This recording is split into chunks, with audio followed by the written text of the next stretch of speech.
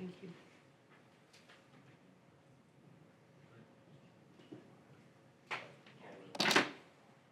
Is this pointing the right way?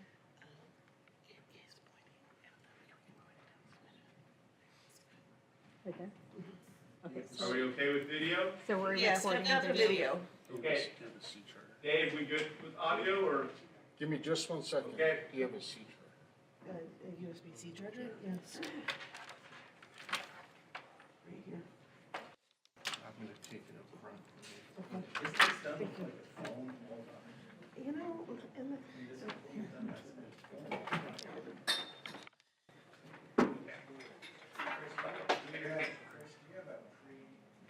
All this fancy schmancy stuff, recorder, what did you used to use?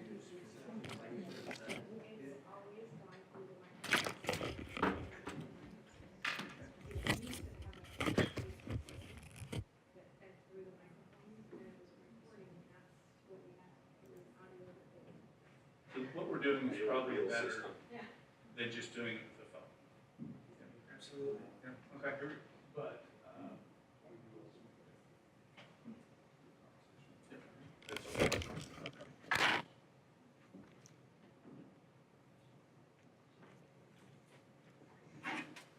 Just wait for it to start.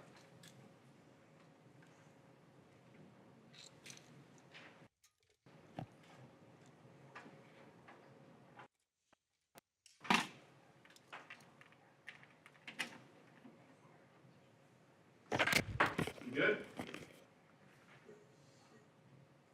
Okay, we're gonna call the meeting into order. It's 6:12. First up, pledge of allegiance. I pledge allegiance to the flag of the United States of America and to the republic for which it stands, one nation, under God, indivisible, with liberty and justice for all. Okay, I apologize, I'm starting late, we're having some technical difficulties. We're gonna be able to have it on video, but we're having a hard time with the audio. The audio is being recorded, so live, you're gonna be able to see video. After the meeting, we will match up the audio to the video and post it again.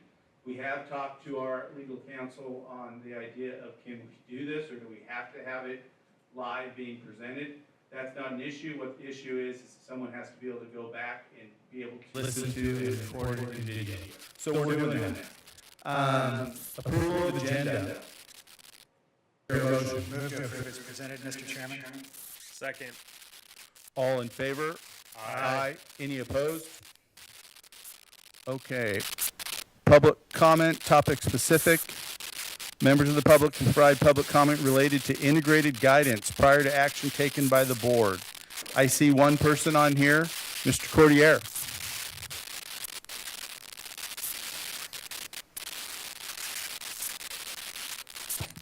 Tom Cordier. I'm a resident living in North Albany. I have a question. How did who formulated the questions in the questionnaire? The state. Those are questions that are posed by the state. Okay. So scan, read portions of the 15 pages, and it seems like most of that was a cut and paste deal. But when I scan through this thing, I'm going to refer to this book called The Revenge of the Tipping Point by Malcolm Gladwell. He spends a lot of time. There's one whole chapter on so-called, he titles it The Magic Third, where a small group, maybe a group of executives would have an executive council, and they're all male except for one female. And is she effective? The answer is no. And he does a whole bunch of experiments in this chapter and relates to other authors who study group dynamics, and it's interesting. They developed the term called the magic third, And he says, I think we can go one step further. I think we can call the magic third a universal law. And there's just one quote of a female executive who was on a number of corporate boards. And this is her quote: "I'll be honest, I really didn't understand the impact it was going to have," meaning having a third of women on the executive board, three people close for small groups. And she says, "It made sense that it would make it easier for me, but I don't think I had understood the level to which it made a difference to have other females on that board." And so he goes through even education issues, and he gives some stats here where there's like 4,700 kids in a fall kindergarten class, of which 5% or less of the student body was black. And by the time spring came around in kindergarten, they had 6% failure rates. They had 8% failure rates. First grade, 9%. Up to the fifth grade, 20% failure rate. And so he points out what that backstory that I just told you comes out of the book, where he recommends that schools look at the distribution of their minority populations, and he recommends that you look at classes, and if there's only one minority there, but you have other minorities in the school, that you need to be sensitive to move those people to make a critical cluster so that they feel that they can make an impact in the class. And I saw nothing like that in this question and answer booklet. Yeah. Okay. So that's my input. I wish that there was something in that program that, in this plan that's going to be maybe voted on tonight, I wish that there was something in there about making that effort, because there's nothing in there that I found.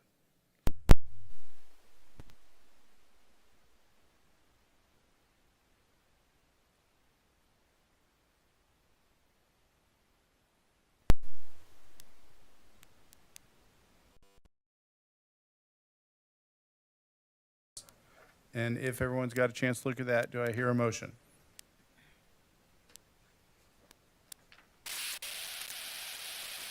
Yeah, I'd move we approve the process as presented. Do I hear a second? I'll second it. All in favor? Aye. Any opposed? Okay, next up, district leadership team, superintendent report. Thank you, Chairman Morse. Quite a few things to work through tonight. I want to start with legislative updates, and then that'll move through this meeting, and we'll end towards the end on budget. So, tracking some of the bills related to special education, and importantly, special education funding. These are bills that are still moving in the House and the Senate. These are in the House. Increased sped funding cap, 11% of total enrollment. We have talked several times about possibly seeing that move to 14 or 15%. There is growing concern about how the state would fund that, but at the same time, they are still moving forward. I believe it will, it is sitting with the House Revenue Committee. A lot of times these end up going to the Joint Ways and Means Committee when significant funding is attached to them, and that could be where this will end up. We also have high-cost disability students in our district. We are refunded or reimbursed for some of those costs. Right now, we only receive a portion of the outlay. There is work through HB 2448 to increase that reimbursement amount, which would help districts from a fiscal standpoint. Anyway, so they are going to end up at the Joint Ways and Means Committee, and we will then wait to see funding.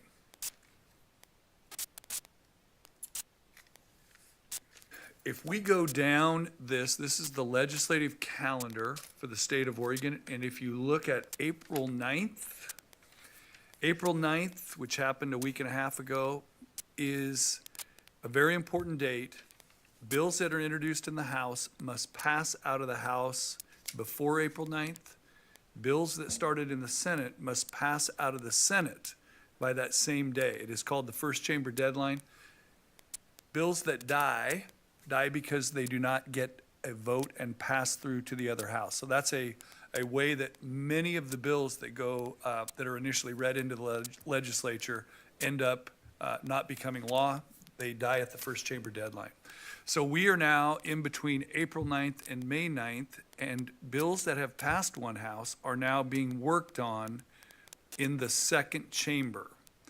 We are waiting for the May 14th revenue forecast to see what the economy is doing and what revenue we can project in the next 2 years.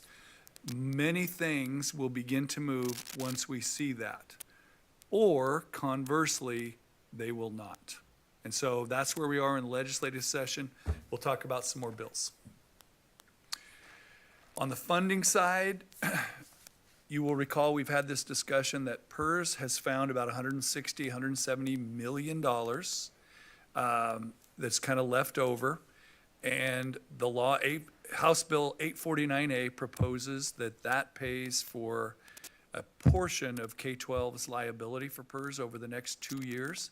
This would change our payroll rate that we have to assess on payroll. And it is slightly different for each district. Some districts entered PERS way back, some districts did not enter PERS until and so different districts have a different footprint and affects districts a little bit differently. I think Jane can talk a little bit more about that. So that bill is still alive, had a hearing the other day. It is, alive and kicking and could in fact end up being passed by both houses. Summer learning, both bills right there, you can see HB 5047 and 2007. One is for summer school this year, which was not funded in the last biennium, so it's a one-off. The second is for summer school next summer and the summer beyond. So there's 3 years. We have been pressing them hard to move these quickly. It does no good to find out we have a bunch of money for summer school on June 13th. It's very difficult to turn a program around, so we have pressed them to move as quickly as possible. What's great is that both bills for the next 3 summers of summer school are moving. House Bill 3040A sets requirements for early literacy grants. Currently, we have about $700,000 in an early literacy grant this current biennium. The governor's recommended budget sits at about twice that amount of money. It has not yet been moved beyond just the governor's recommended budget. So we're watching that really closely. But all of those could be good things for the district. We talked the other day about the changes to school district accountability, and these 2 bills sit. If you look up those 2 bills, you'll find that they're blank. There's no real language built into them yet, but they sit ready to have whatever they build for a new accountability plan to be moved there and then passed into law. You will see that a few things have been fleshed out. You will recall that if you don't meet your metrics, then you have coaching, support, and then you end up, if you don't make it for like 3 years in a row, you end up with 25% of your district's budget being directed by the state of Oregon. It does allow us to adopt choose from among 5 local metrics. The State Board of Education would define what they are. The current things that schools are held accountable for will be in place. Anything new, we talked about like kindergarten and first grade attendance. Any target that would be new will be added in the 26-27 year, not this year. It does call for us to have an interim assessment for math and language arts. You will recall every meeting we go to, we do hear about iReady Math, iReady Reading. That's an interim assessment. And it does say that it needs to be administered and reviewed by the board at least 3 times per year. I think our current operations would meet that test because you guys see a lot of iReady results as we go through the year. But we could, in fact, put a whole district summary in front of you as well.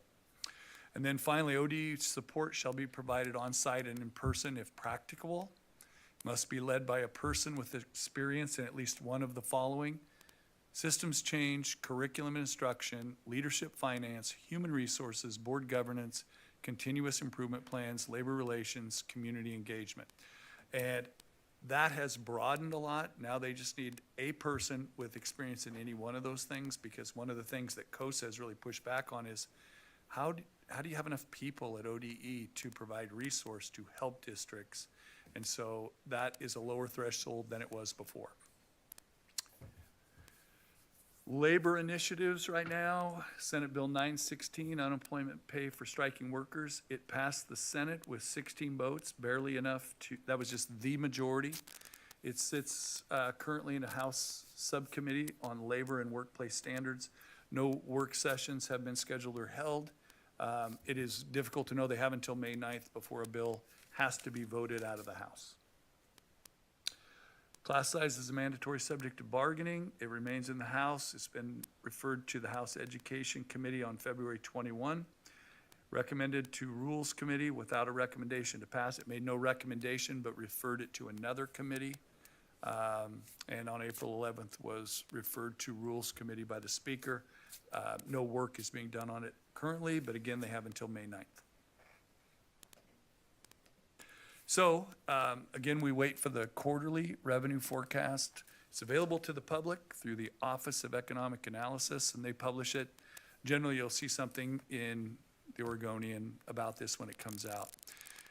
There is concern about Oregon's economic levels, and because we're a huge import-export state to Pacific Rim countries, including China, there's a concern right now that we could begin to see some decline in revenue, and it may be visible on the May revenue forecast, which I think really holds back any passing of bills with funding for education. And so we'll have to just wait and watch that. The federal grants, on the other hand, you guys just saw that the state of Oregon had a pretty clear calendar for when things would pass out or die. The federal government is much harder to understand the timing of when things may come out. Our budget process has largely devolved over the last 2 decades to continuing resolutions. And so it's a little more difficult to really get a handle on when the federal government may make an action. You will see Title I is our reading program. We have about 8 schools in this district that are title schools, maybe a few more in the elementary. Possible reductions are being contemplated, and we're talking about how we're going to handle any cut that does occur within the budget. We have heard nothing other than that Title IIA, which we pay for some teacher training with, Title III, which are English language services, may not be funded. We have not heard anything other than that they are not going to be funded. And as we said, and there will probably be no change for the next month, the K-12 budget is the governor's recommended budget. The GRP stays at 11.36, which was what we opened the session at.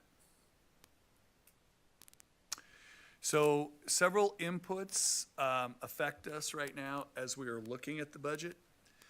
You will note here, this is a graph of the last year before COVID in the blue, when this district had 9,350 kids ADMR. That is not total bodies. I believe the total bodies were 9,550 at that time. And you can see that coming out of COVID, we have, we held roughly level and have been in decline over the last 2 or 3 years. That level is not as severe as it looks there. You can see that the range on the graph is only from 9,400 to 8,200.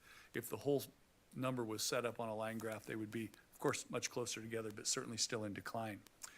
This is the number of students that we are looking at. Again, ADMR, the total number of kids in the district is probably 150 students, 200 students more than that.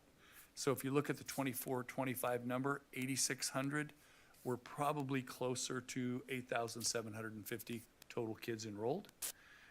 How you get to a smaller number is if a high school student is only taking 5 out of 8 classes, then they're diminished by that much. Those things add up to a lower number, ADMR, and that's what we're funded on. So that's our student count, and this is our licensed FTE. So as we look at the budget, I'll want to point out a couple things. Many districts right now are engaging in post-COVID right-sizing of their district. You can see that 22-23, the district had, in terms of certified, this includes nurses and other extraneous personnel, but in 22-23, we had approximately 612 teachers total.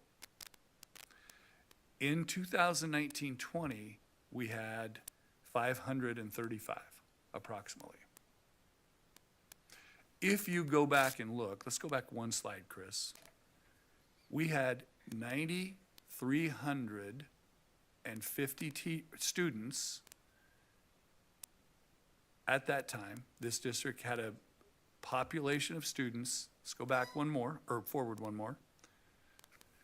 And yet we only had about 535 teachers. This was a rough certified staffing ratio, and it was true in our classified as well. We had a inverse ratio. If we look at 22-23 with 610 teachers, go back one slide. We had 8,870 students. So over the course of this time frame, particularly 21-22 and 22-23, this was the time when we had federal ESSER funds, when we had the SIA as brand new, and we had funding that grew, and we added staff. Now we are having to think more about how do we make schools happen, and this is fundamental to the budget process. How will we make great schools as we have to cut back a little bit? ESSER funds are gone, and we now have to get ourselves into a sustainable ratio as we go forward. So we're right-sizing a little bit. Most districts in the state are doing that a little bit because they've had some slight declines in enrollment. Factors that are doing this, declining enrollment, our COVID funds called ESSER have been expended. We are still needing to make sure that our district's budget has room for curriculum purchases. And we're working towards math in this current budget. We have also worked through staff compensation for all classifications. We, 2 years ago, made moves to increase the classified staff. First, through picking up their PERS. They did not have PERS picked up. Second, through doing moves over a 2-year period to the top end of their scale, which we thought was, well, which we knew, obviously we were all in agreement that the top of the scale was really low. Almost a similar situation happened here as well for teachers. The top of the scale was low, and those who followed the bargaining will know that we did offer more at the top. The teachers were the one group in this district that already had PERS, but we have worked to make sure that we have more competitive salaries compared to other districts. Mr. Nyquist has constantly reminded us that the legislature has not always provided the funding increases to account for the losses to inflation that occurred. So we feel like we can do this, particularly if you look back at what the staff level was compared to the number of kids in 2019. We know we can build a budget that will work for kids and allow the district to move forward. Let's go to the next one. Do want to address one concern, class size. This has been something that we debated in the bargaining. And we are obviously going to be mindful of this as we go forward. Want to cite a book, Visible Learning by John Hattie. Mr. Hattie has a group of people that have worked for him.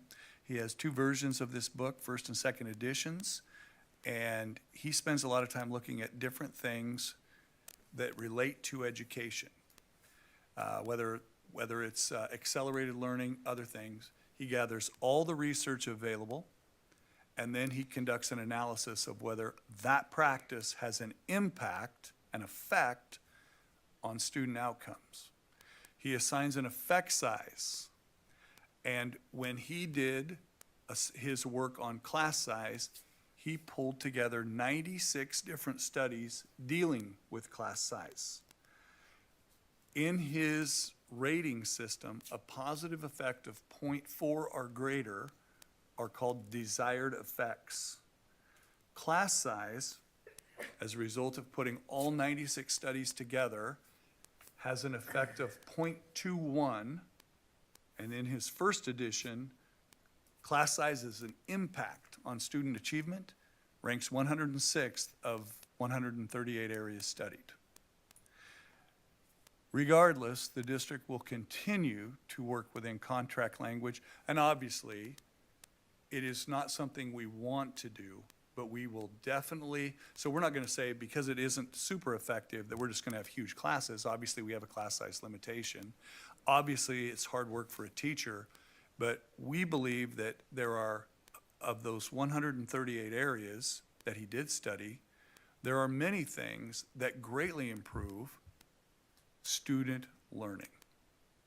And of course, it's easier the smaller the classes are, but if we go back and we look at that big blue 2019, 535 staff, 9,300 teachers, we know that we can accomplish great successes with kids with a slightly different makeup of this district. And so that's really what we're trying to do in this budget process.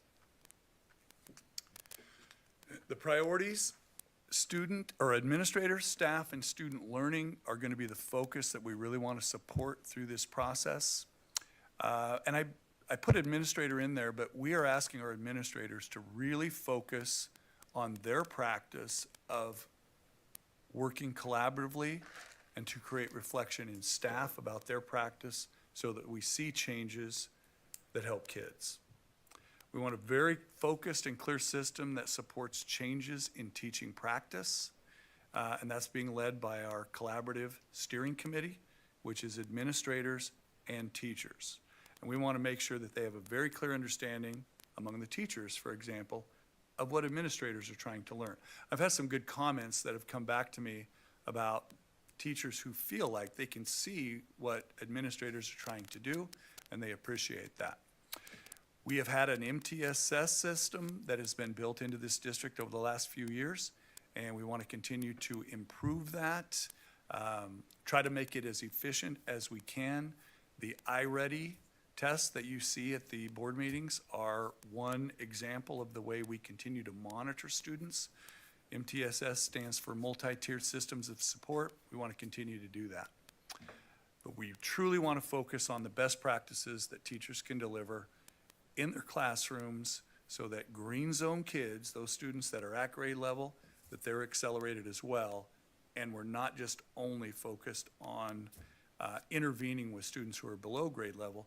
We have to make sure that our public schools are a place where a green zone, high-performing kid can also be challenged. And that's a really important thing as we look at a full public education system. So as we continue to right size, this is some of the points that we made. Increase in our certified staff. We added about 80 certified staff. We are still above the number then. Enrollment of students decreased. Another point I would make, classified, when I got here, we had some severe shortages of custodial, and the facility director at the time came over and showed me his sheet. We had increased our square footage from 1.5 million square feet in 2016 to 1.8 million square feet by the time we had built out Oak Grove, the new square footage at West Albany. There's one more, Meadow Ridge. We did not take, for example, Clover Ridge off. We quit serving it, but now the ESD uses it. But in adding that much square footage, we had added no custodians. And that had put a severe stress onto our custodians. So even as we look to right size, we are once again going to have to hold harmless and not cut everyone across the board if we have to lay off, because we know we're at the bone with custodial. And so we are going to have to work to make sure that we are right sizing even in given categories where we may be a little bit short. Because even as we were adding teachers, we had added 0 custodians. And so we have to look at all of these from a fair perspective and from a perspective of what do we need in order to make our schools work. So it's a continual adjustment. Go ahead, Jane. Thank you. So I don't have a lot to add because Andy did a great job of just kind of giving you where we are in our financial picture.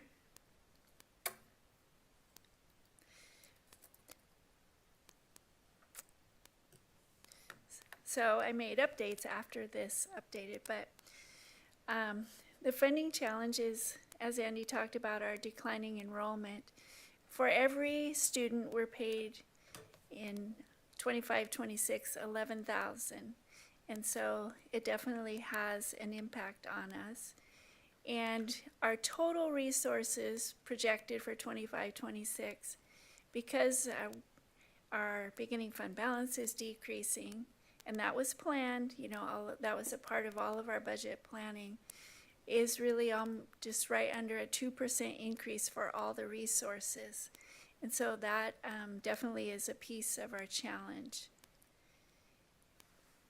And also then some of our grants could be decreasing. A lot of our grants are based on our student counts. So we'll be looking at that piece. As the grants decrease, sometimes those FTE end up moving to the general fund. And so some of our expenditures, on the other hand, are much more than 2%. Our liability insurance, and this is not just based on Albany, of course, it's based on fires, it's based on the national insurance across our state, and so it's going up, projected 18%. So that's a $200,000 increase for us. Payroll expenses, and just the payroll cost, the benefit cost is 5.6, and I corrected this. The salary expenditures also are 6%, not 4%. So when you add in the steps, it's 6%. And unemployment costs, we're kind of just taking a guess. This year, we are projected to expend about $200,000. Next year, we're budgeting $450,000. So those are just some of the expenditure pieces that we're looking at as we try to put all the pieces together.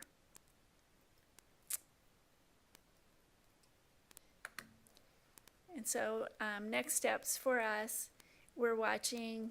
ODE is behind their schedule. Normally we have a lot more funding information from them. So we're waiting for the 24-25 May adjustment amount. We did receive 23-24, and it was right in line with our projections. So that's good.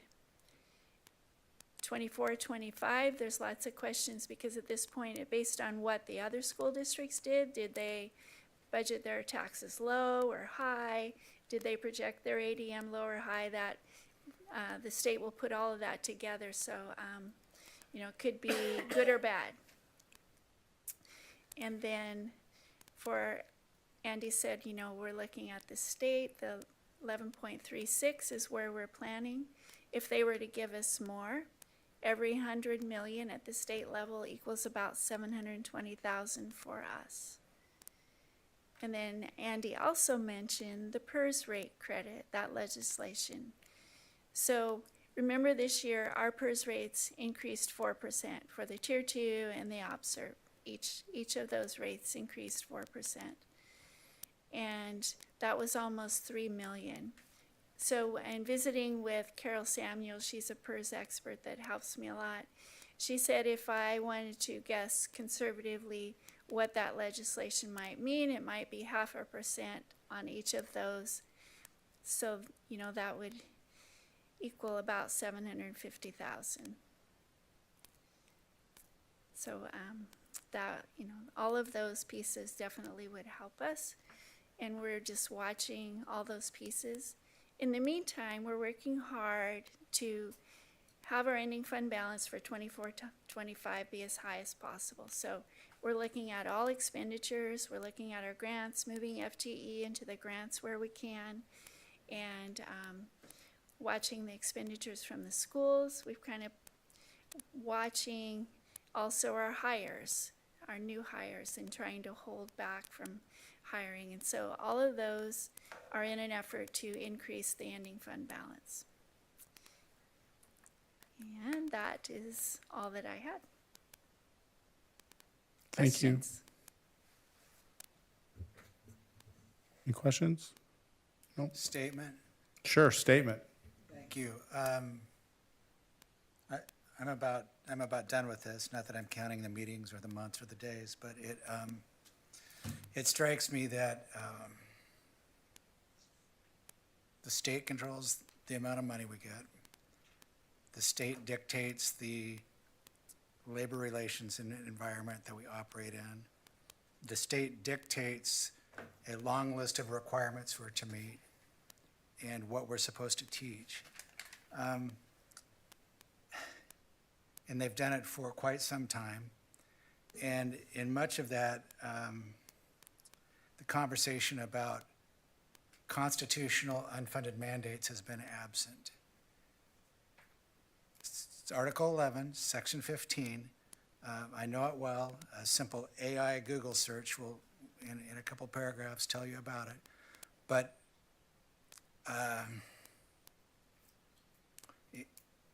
until the education community in its totality calls the legislature on that, calls the state of Oregon on that, this will be an annual reshuffling of how we do more with many more requirements, with increased costs, and school districts reinventing themselves as something less than they were the year before that. And that's just the bold reality based on my knowledge and understanding of just about every school district in this state. So I know there's a reluctance to push back when there's this other body in charge and not wanting to poke the bear, if you will. But I can tell you in my personal experience at the county, there was a program that they gave us additional requirements. They provided some money to do those things. But there was a point in time shortly into that program that the county opted out of it, and it was community corrections. And when they became the state's employees again, and it became the state's responsibility again, magically they came up with the money to adequately fund the program. And so those are hard conversations. I think that legislators sign up, run for office, and get elected in good faith to do good things for their community and for the state. But they really are, their decisions are only as good as the information that they have in front of them. So I would call on those in our district who engage the legislature to have those honest conversations, and would call on the K through 12 community statewide to do the same. Still to this day, the governor's office and the legislature and their budget does not make up for the $500 million error they made, in our view, last session when they projected for and gave 6.5% increases to state employees, their employees, when they calculated the funding that school districts are going to get. That number all of a sudden became a 5% over a 2-year period. And over time, the math just doesn't work, it won't work, and I thought that the effort to hold the school board accountable and responsible for this entire fact set and the circumstances last November during a strike was interesting, but it completely sidestepped the real issue that K through 12 has in Oregon and the very challenging future we've got, and we've just got to have honest conversations about that going forward. I appreciate your optimism and all that you do, all that the entire team does with the resources they have, the requirements they get with the funding available. But I just don't see how this continues with this model long-term for education in Oregon. Thank you. Okay. Board reports. Sean, anything? Nah. Roger, you got any more to talk about?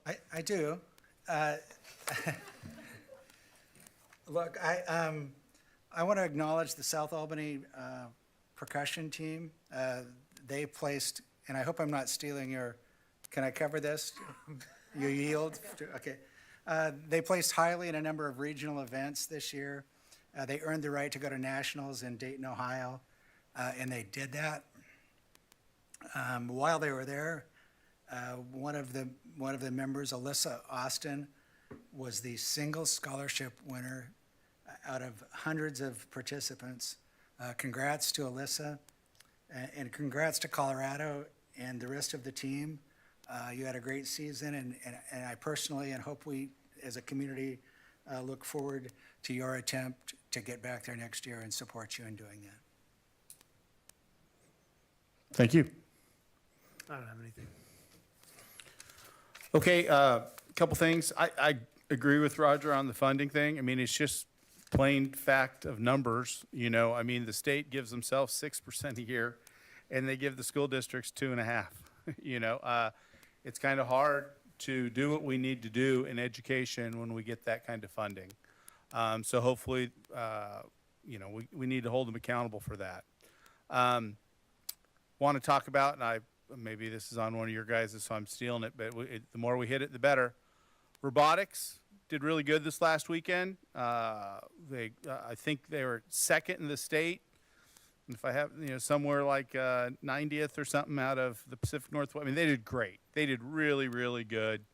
I know I'm going to try to get down there this week and see it. I've certainly watched some things on YouTube because, of course, that's how the world works right now. You look at that, right? And impressive stuff. And one of the, you know, the best we've done ever. I mean, by leaps and bounds. So very cool. Middle school activities, it's kind of a hot button for me, for sure. This is the 4th year that we have put extra funding to that. You know, in those 4 years, we've added cross country. That's just piss poor.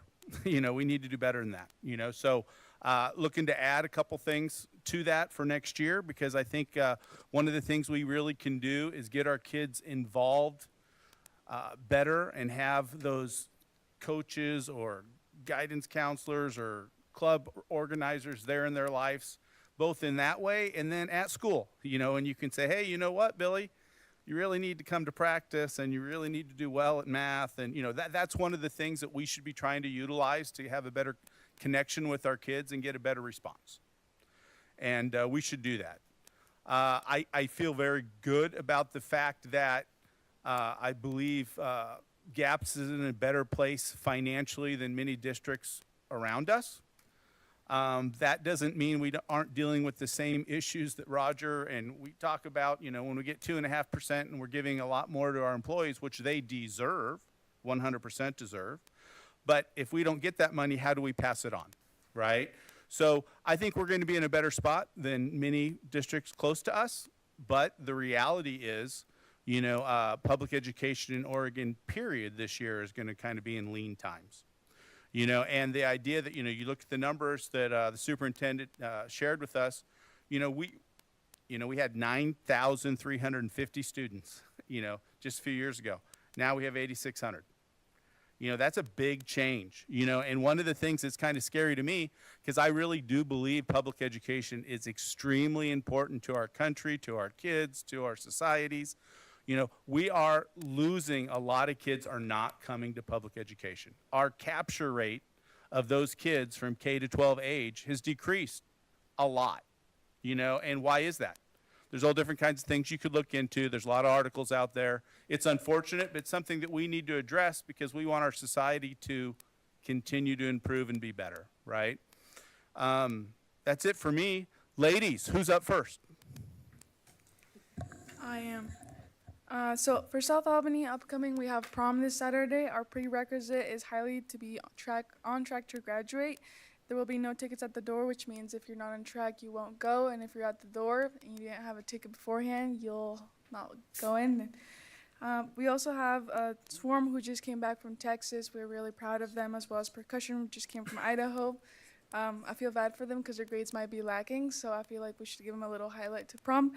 Anyways, for academic all-state, we have baseball in second place with a 3.74, boys golf 9th place 3.52, boys track and field 9th 3.48, choir 6th and 3.47, and girls tennis 5th place 3.81. And I also want to highlight, thank you for considering cross-country students. As a cross-country student, I really used that time for 6th grade, so that helped me throughout my classes and getting to know people. So thank you for that. Thank you. Thank you. So for West Albany, I'd like to highlight some underrepresented sports. So girls lacrosse has a game this Thursday at home, and boys lacrosse has a game Saturday at Burns. And girls tennis is going to be going against McKay on Tuesday. So some certain events that are going on. We have our 8th grade presentation night on Tuesday, where clubs and activities at West Albany can really try to, get 8th graders interested in joining these events and, hopefully just being interested in going to high school and really succeeding there. And we have academic awards on the 29th and prom on May 10th. Thank you, ladies. Okay, next up, committee, community, and school presentations. Bruce. To start us off tonight, we have Tabitha Cornelson from Waverly Elementary. She's going to give us a fantastic presentation and share all the amazing things that are happening at Waverly. Thanks for being here, Tabitha. Welcome. Thank you. All right, let's see if I can work this thing. Like a charm. Is it? Yes. It's working great. Uh, Oh, well, now we went too far. There we go. All right. Again, I'm Tabitha Cornelson, principal at Waverly, and our mission is we will work to develop critical thinking skills and focus on the values of respect, perseverance, and compassion.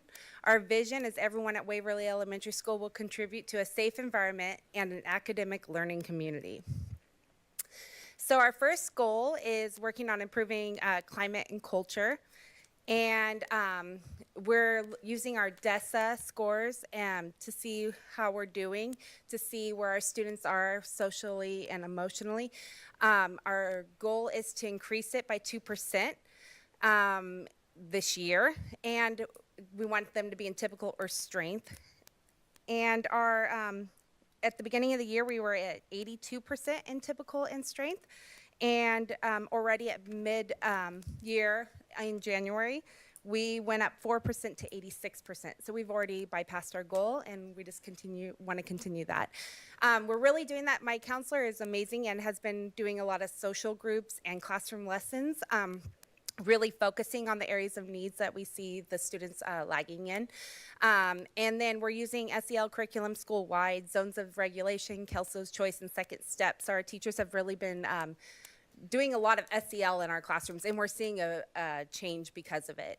We're monitoring and adjusting school systems based on our trackers and synergy data, and just trying to get more family involved so that we can build our community up at Waverly. Goal 2 is focused on ELA and increasing our scores by 5% in the, we went grade level, obviously, or above. And at the beginning of the year, we were at 18% at grade level or above. And now at, when we just tested in January, we increased 12% to 30%. So we still have a lot of work to do, obviously, but we're working hard. We are doing, our principal, or myself, coach and dean are conducting walkthroughs, just like last year when I talked about our data snaps. We're going into classrooms with our QTEL rubrics. We're giving feedback based on quality interactions and academic rigor. And really just writing down what our students are saying and giving feedback to our teachers so that we can keep growing. We set up learning walks so teachers and SEAs can observe best practices from one another. Our teachers do a really great job of opening their classroom doors and going and seeing each other. But this year we've also added that into our SEAs. They're going and seeing each other and learning from each other, which I think is really great. And we're developing and using a sustainable MTSS system to respond to students' individual needs in all areas. So we're meeting like every 6 weeks and discussing where our students are, moving around groups, just really hitting in on what they need and figuring out how we can support them. And then we're ensuring that Tier 2 interventions are being delivered with fidelity. My instructional coach is going and giving, like watching reading groups, giving feedback. Are students getting opportunities to respond? Are we using the curriculum well? And so that's been great to see as well. And then my ILT is providing PD on QTEL tasks and small reading groups. So we've really been supporting our teachers with that. Our goal 3 is we want to increase by 5% in math. And this is all based on the iReady as well. And at the beginning of the year, we had 6% of our students at grade level or above. And now we went up 16%. We're at 22% at grade level or above. And so we're still continuing to work on that area as well with the data snaps like I just discussed, learning walks again, and providing professional development for our teachers. Our early literacy, we have equity and integrity. We do core review meetings 3 times per year. We do intervention review meetings every 6 weeks. We have smart readers that come, and we have 5th grade leaders that also read with our K2 students. We have small reading groups focused on those targeted skills that we've been narrowing down to seeing what our students really need, and intervention reading groups based on student need as well. And our instructional coach has been supporting and providing feedback to staff, teaching interventions, and just providing feedback to anybody going in and supporting our teachers, our SEAs, really just helping them make sure they're using that curriculum well and focusing on supporting our students. Other key priorities, we're attendance pilot program, and we meet every other week to review attendance data and tiered levels of support for students. We got to get our kids to school so we can teach them. Clear behavior expectations are taught by teachers and SEAs depending on location. We found that our students we were having a lot of behavior challenges outside, and we learned that it's because our teachers were teaching what the expectations are for like outside, but when we made it so our SEAs, who are the ones watching them outside, are the ones teaching that, and now the students are listening to them more, and we've actually decreased our trackers by a ton. Like we have barely any trackers outside for behavior. Behavior MTSS includes weekly meetings focused on students on Tier 2 or Tier 3 intervention plans, and behavior intervention meetings every 6 weeks. So we have a lot of meetings to figure out how to support our students, and we are seeing a change at Waverly.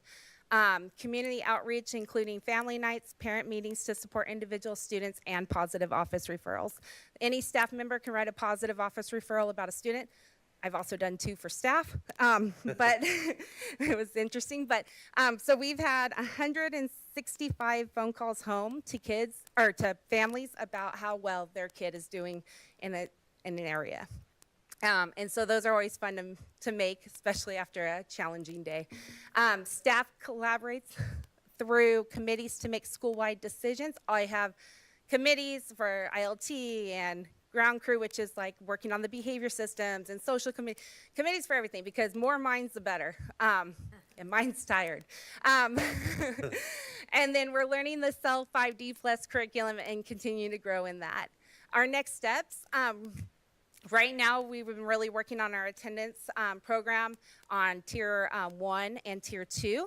And then FACT and LBL ESD support us with Tier 3, which is like students that are really chronically absent. And so our next steps is to work with them so that we can take that on in-house as well, and because we just want to support all of our kids. But we really appreciate their help.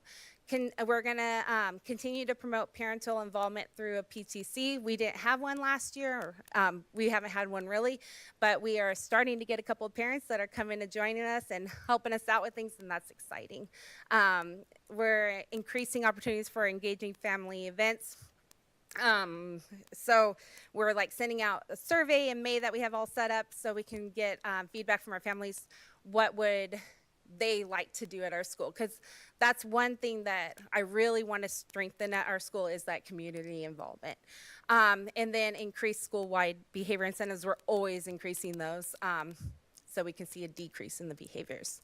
Our points in pride. So Safe and Civil Schools came to our school, and this was earlier in the year. And they walked around and they looked at all our systems, and they just kind of watched what we were doing, and they said that our school was not the same school that they had gone to a couple years ago, and that it felt totally different. It was positive. It felt great. The systems are solid. They were having trouble finding us areas to improve in, and that felt really good. My staff really needed to hear that. I needed to hear that, and so it was exciting news that we've made a big difference. And they were going on about our champs for all the areas, so kids knew they could ask a kid what the expectations are in this area, and all the kids were able to tell them. They were making a big deal about how every staff member was greeting kids and greeting people who came in, and how welcoming Waverly felt, and that's what I live for. Our preschool program is doing amazing work. They're really helping our students develop skills so they'll be prepared for kinder. Like I mentioned before, our attendance pilot program's going well. We're really working on that. We have mentors for attendance and students who need daily check-ins. So we're checking in with our kids that miss a lot of school, getting them at school as the best we can, and just supporting them. Spirit of Giving. If you ever want to see a magical event come around right before winter break, we do Spirit of Giving, where every kid gets to take home a present for every single person that lives in their house, and they pick it out of our gym, and it really is magical. You should come see it. Susie can tell you about it. Smart Readers, I talked about how amazing they are reading with our kids. We have gotten some community support for Jogathon. QTEL lessons taught by ILT is huge. Like just watching my staff teach each other and come up with ideas on how to better improve math and reading, and sharing those ideas have made a huge difference. We love having Boys and Girls Club on site. We're really working with them. We're going to do movie night and try to get more community involvement that way with them. And then we're talking about doing a tutoring thing with them as well next year. So we really enjoy having the Boys and Girls Club on site. We have great MTSS systems for both behavior and academic. Shout out to my dean and coach. They're amazing. And my staff goes above and beyond all the time. They're always just doing, they see something that needs to be washed. The sweatshirts are dirty. They're washing them for the kids. They're doing whatever they can. And our learning walks and data snaps are going well. We're closing the gap with our subgroups, with the focus on quality interactions and academic rigor. So I'm very proud of Waverly and our staff, and that's some of my points of pride. I mean, there's so many more.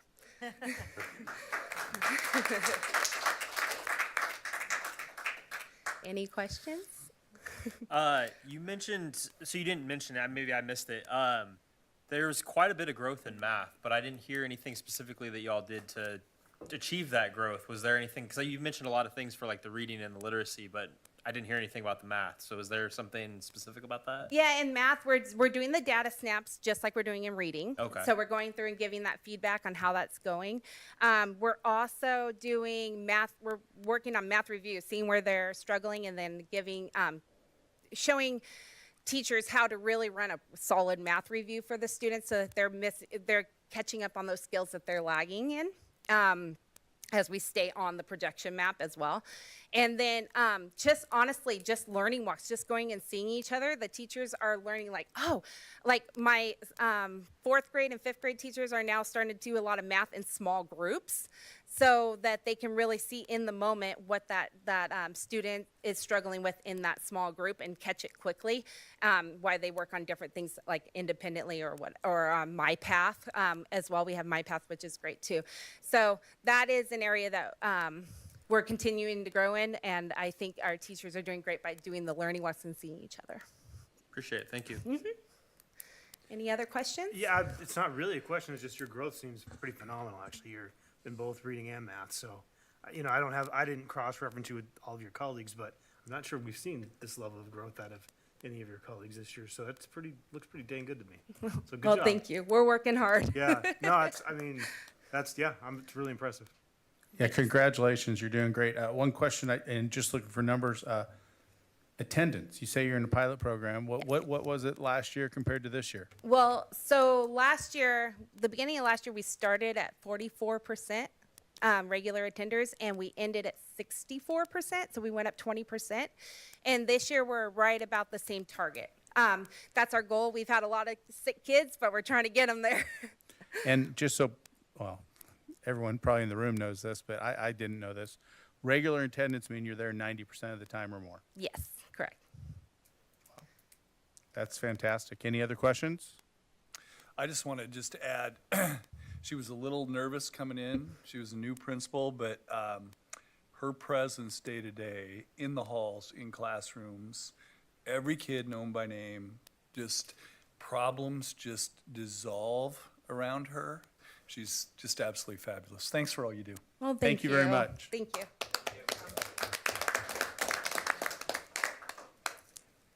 Okay, next up, Bruce. Next, we have the fantastic Bree Zika from North Albany Middle School. She's here to share the amazing things that are going on there, and I think you'll be very impressed. Thank you so much. Good evening, Board of Directors, Superintendent, and team. It's good to see you all. Welcome. Thank you. All right, Tabitha, how did you get this thing to work? Oh, there we go. All right, so at NAMS, we work in collaboration to ensure that all students have the skills necessary for successful academic achievement and to develop the whole child so they may be positive contributors to our community. And we always reread this at our core review meetings 3 times a year, and I ask teachers to reflect on why that all is bolded and underlined. And this continues to be a really important central part of our mission, especially as our demographics change and we welcome students with IEPs and emergent bilinguals. Just the fact that our staff continues to be really centered on flexing and changing to meet the needs of all students is one of the things that I love most about working there. All right, our first goal this year was around literacy. Like everybody, we, at the end of last year, our students on the SBAC were scoring at approximately 53% proficient. And so what our instructional leadership team likes to do is set sort of 3-year goals and then figure out the action steps for each particular year. And so our 3-year goal was 10% by 2027, which would put us at 63%. And then incremental change each year to get to that point. How we arrived at this goal was our instructional leadership team, which has 9 people sitting on it, someone from each grade level, an academic counselor, admin, our dean of students, SPED case managers, and our ELD case manager.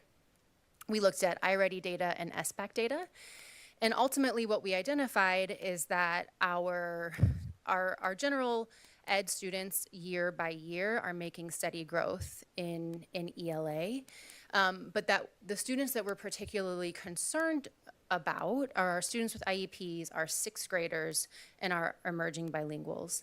And so our instructional leadership team took a really close look at these three populations of focus this year. So some of the things that we tried on this year are priority actions.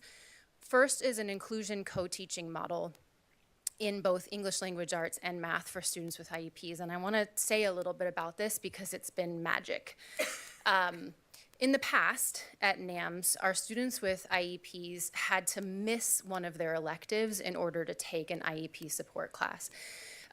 We called it, foundations or something like that. And if they needed support in both math and reading, they potentially missed both of their electives or PE or social studies. And so we had a real equity issue on our hands. And then if you add on top of that kids who qualified for ELD, English language development, some of our kiddos were in support classes for half of their day.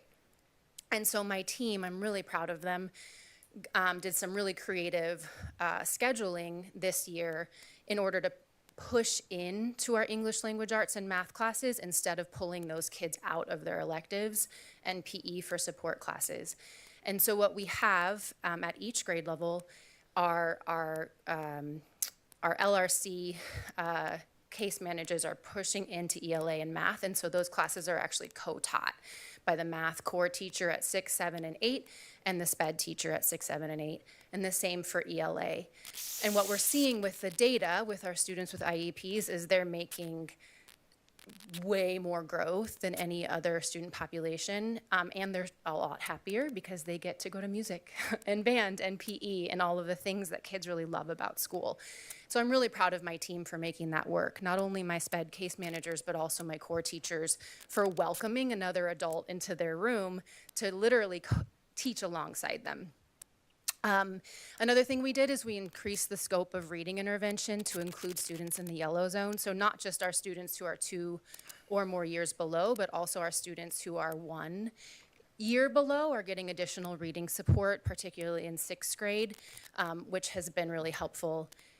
And then we prioritize collaborative curriculum mapping days for ELA and social studies teachers following the feedback following CEL feedback sessions. And I'll talk a little bit more about this later, but we knew going into this year that some of our teachers were going to need unit planning and curriculum mapping support in order to meet some of the domains of the CEL. And so we sort of preloaded some of that into our SIP this year. And we're seeing Tier 1 instruction in ELA really grow as a result. And then we added this year special ed team meetings weekly and English learner consult meetings weekly. And these are essentially spaces for all of the adults in the building that serve these special populations to come together and collaborate with each other. What are you noticing? Who's struggling? Who's benefiting? What's working for these groups? What parents need to be contacted? And like Tabitha was saying before, the more committees and the more smart brains in the room working on something, the better. And we're seeing test scores really improve, I think, as a result of this professional collaboration. Okay, our next goal is around math. Math is not our strength at NAMS, and it's something that we are looking really closely at. As you can tell, there's a really big difference between our reading data and our math data from the past slide. And so as a result, we had a more rigorous goal. So instead of a 10% growth from 24 to 27, we're hoping for a 15% growth in that 3-year span. Same process, instructional leadership team looked at the data, same focus groups of students that we're looking at. We did the same thing in terms of the inclusion co-teaching model, which I just described to you. And then we tried on something else. We tried on something called IXL, which we piloted in the fall, that gave kids an opportunity to sort of fill some gaps that they had in math, right? So what iReady is showing us is that some of our sixth graders are still missing second and third and fourth grade skills. And it's really hard for our sixth grade math teacher to teach both the sixth grade and the second grade at the same time. And so we tried on IXL, we didn't love it. And then we gave each of my math teachers a collaborative planning day together with our assistant principal a few months ago, and we said, go visit Calapooya, they're doing cool stuff. Go visit West and find out what our kids are stepping into when they go to ninth grade algebra. And so they went on a little like treasure hunt around the district and learned, and they were really inspired by what they saw happening at these other schools. And they came back and they said, okay, you have to buy us MyPath. And so we moved a ton of things around in the budget and made it happen. And so now kids in homeroom once a week are getting access to MyPath, which again is like a whole filler for them. And then weekly in 6th, 7th, and 8th grade math, kids are doing MyPath, and teachers and special ed teachers are pulling small groups of students to give them like an extra shot in the arm of prioritized instruction. And so we're crossing our fingers and hoping that we see that 38% proficient this June and that those scores just continue to grow. Yeah, so that's math. Oh, we're not there yet. All right, so then our third goal this year is a school culture goal around increasing a feeling of belonging and school connectedness. Our attendance from the last 2 years had actually increased so dramatically that we chose to shift our priority to kids really feeling like safe and like they belong at NAMS. And the way we landed on this was by looking at Safe and Civil Schools survey data, which was analyzed by our foundations team, which we call our school culture team.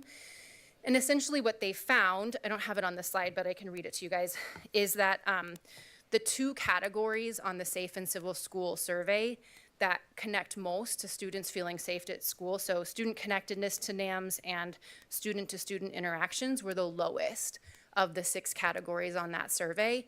And that felt important to us. And so we put a bunch of plans in action to try to work on that.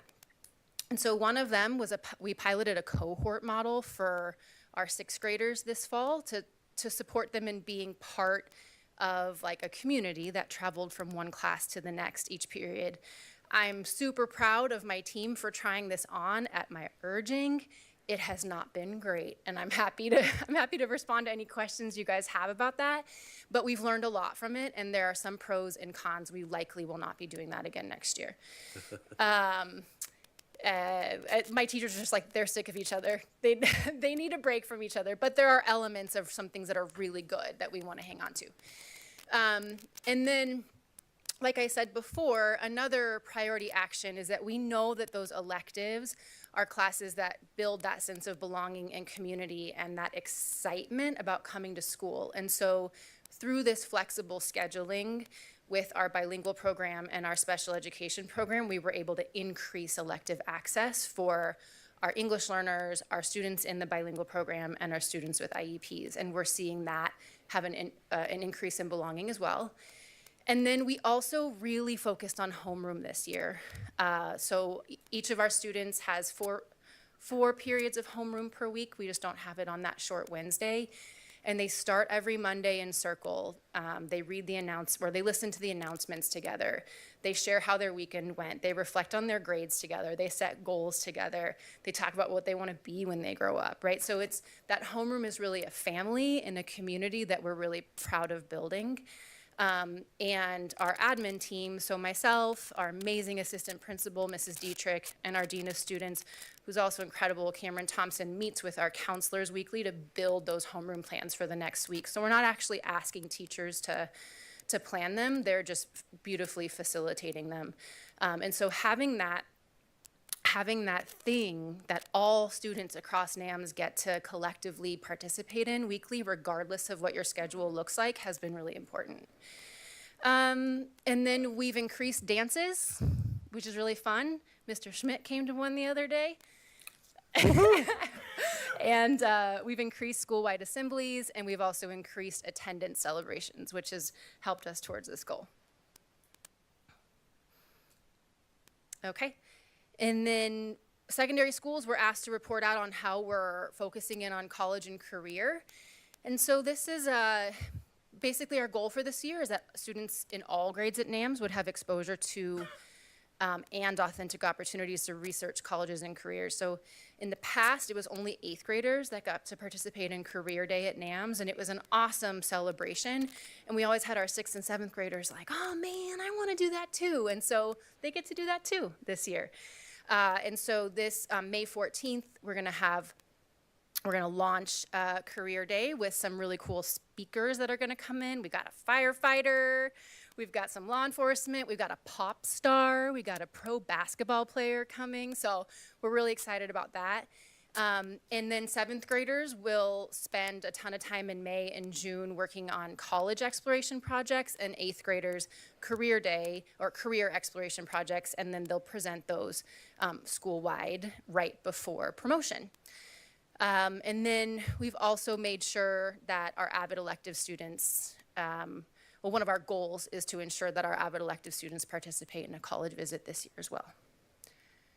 Okay, other key priorities for NAMS. So as I said before, the CEL rubric is really important to our team. If you ask any teacher at NAMS, how is CEL going? They will say, it's really hard. We've been taking it really seriously. And I'm really proud of the way my team has really rallied around this rubric and this process. They eat lunch together every day by choice, and they talk about feedback from the cell, which I think is really sweet and is a testament to the culture that they have of always wanting to improve and do better. We've been focusing on curriculum mapping with support from myself and Mariah. And we continue to grapple with how to support our teachers with meeting the needs of our emerging bilinguals, right? So we had the privilege of being able to hire a second SEA this year who is fully bilingual in English and Spanish, and we therefore were able to split one of our SEAs into ELA and social studies and one into math and science. And the math scores of our emerging bilinguals have increased rapidly as a result. So having that support has been really critical. And then school culture continues to be a really important priority. Our behavior data is really strong. Less than 6% of our students are in the red zone, so that means they have 6 or more behavior referrals. Over 90% of our kids have 0 referrals. So most of our kids are doing the right thing most of the time. And of the students who have the highest number of referrals, it's predominantly our 6th graders who are struggling. And 7 of those 28 students are students in our structured support class, which is one of our 2 special education programs. And then a final thing for school culture is we're working really hard to center student work and student voice in our building by showcasing student work through our hallways, investing in our musical theater, choir, and band programs, and revitalizing our leadership elective. So 2 years ago, if you walked into the NAMS hallway, you would have seen a bunch of posters created by our adults who use our poster maker, which is broken. And so we, instead, we're filling our hallways with things that kids have generated and created. And it makes, I really love walking down the hall and having a kid go, oh, that's mine, or I made that in science, or oh, I saw Joey working on that. It just makes the school feel like it's theirs, which is important. And then finally, just like Tabitha said, we launched an attendance team this year, and we are also part of that pilot with the ESD in fact. Points of pride and promise. Again, super proud of my teachers for wrapping their minds around the cell and really investing in that process. And want to thank my 2 teacher leaders, Tish Pitaro and Katie Kelly, for really walking hand in hand with me and supporting that work. Student achievement, we're really proud of our 3 amazing students who just passed the ELPA after years of incredibly hard work, and their wonderful teacher, Mrs. Maciel. And then in just 1 semester, this is the SPED data I was raving about. So in only 4 months, one of which was taken up by a strike, our students with IEPs made 140% of the projected annual growth in reading. And so that's what they should have been making by June, and they had made it by January. Without an entire month of school. And so there's something really right about this thing that we're trying on this year. A point of pride for school culture. As I said, less than 6% of our kids are in the red zone for behavior. And then for attendance, for the first time, we have an attendance team that's implementing interventions at all 3 tiers. I can't take any credit for this. This is 100% Mariah and Cameron, our dean and AP. But here's what they're doing. Tier 1, there's a random drawing at lunch, and the student has to be present to win. So they use that big fun wheel, and if your name is called and you happen to be sitting there, you get a cool prize. Tier 2, we reward students who have improved their attendance rate every 2 weeks. And so if you're someone who was in the red or the yellow, and you increase from an 80% attender to an 82% attender, you come to the office, you get a Dutch Bros card or something cool, and then you go about your day. And so we've gone from 43 students to 70 receiving that award.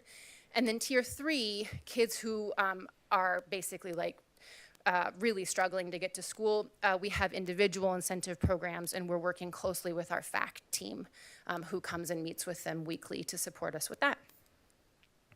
That's everything. What are your questions for me? I guess I'll start again. Yeah. So for both goal 1 and 2, reading and math overall, it showed your goals on the slide, but it didn't show you where you're actually at. Yeah. Would you like to know? Roughly, I won't be able to remember all of the numbers exactly, but just a rough idea. And my apologies for not including that. Okay, so for iReady, we started the year in September with math. We were at 25% proficient, and then by January, we're at 31%, so about a 6% increase. And then for ELA, we started the year at 43%, and then in January, we're at 50%, so about a 7% increase. And then this is the whole school population, so that's not broken down by subgroups. Thank you, appreciate it. Yeah. Is there a reason that you wrote your goal towards the state test and not iReady scores?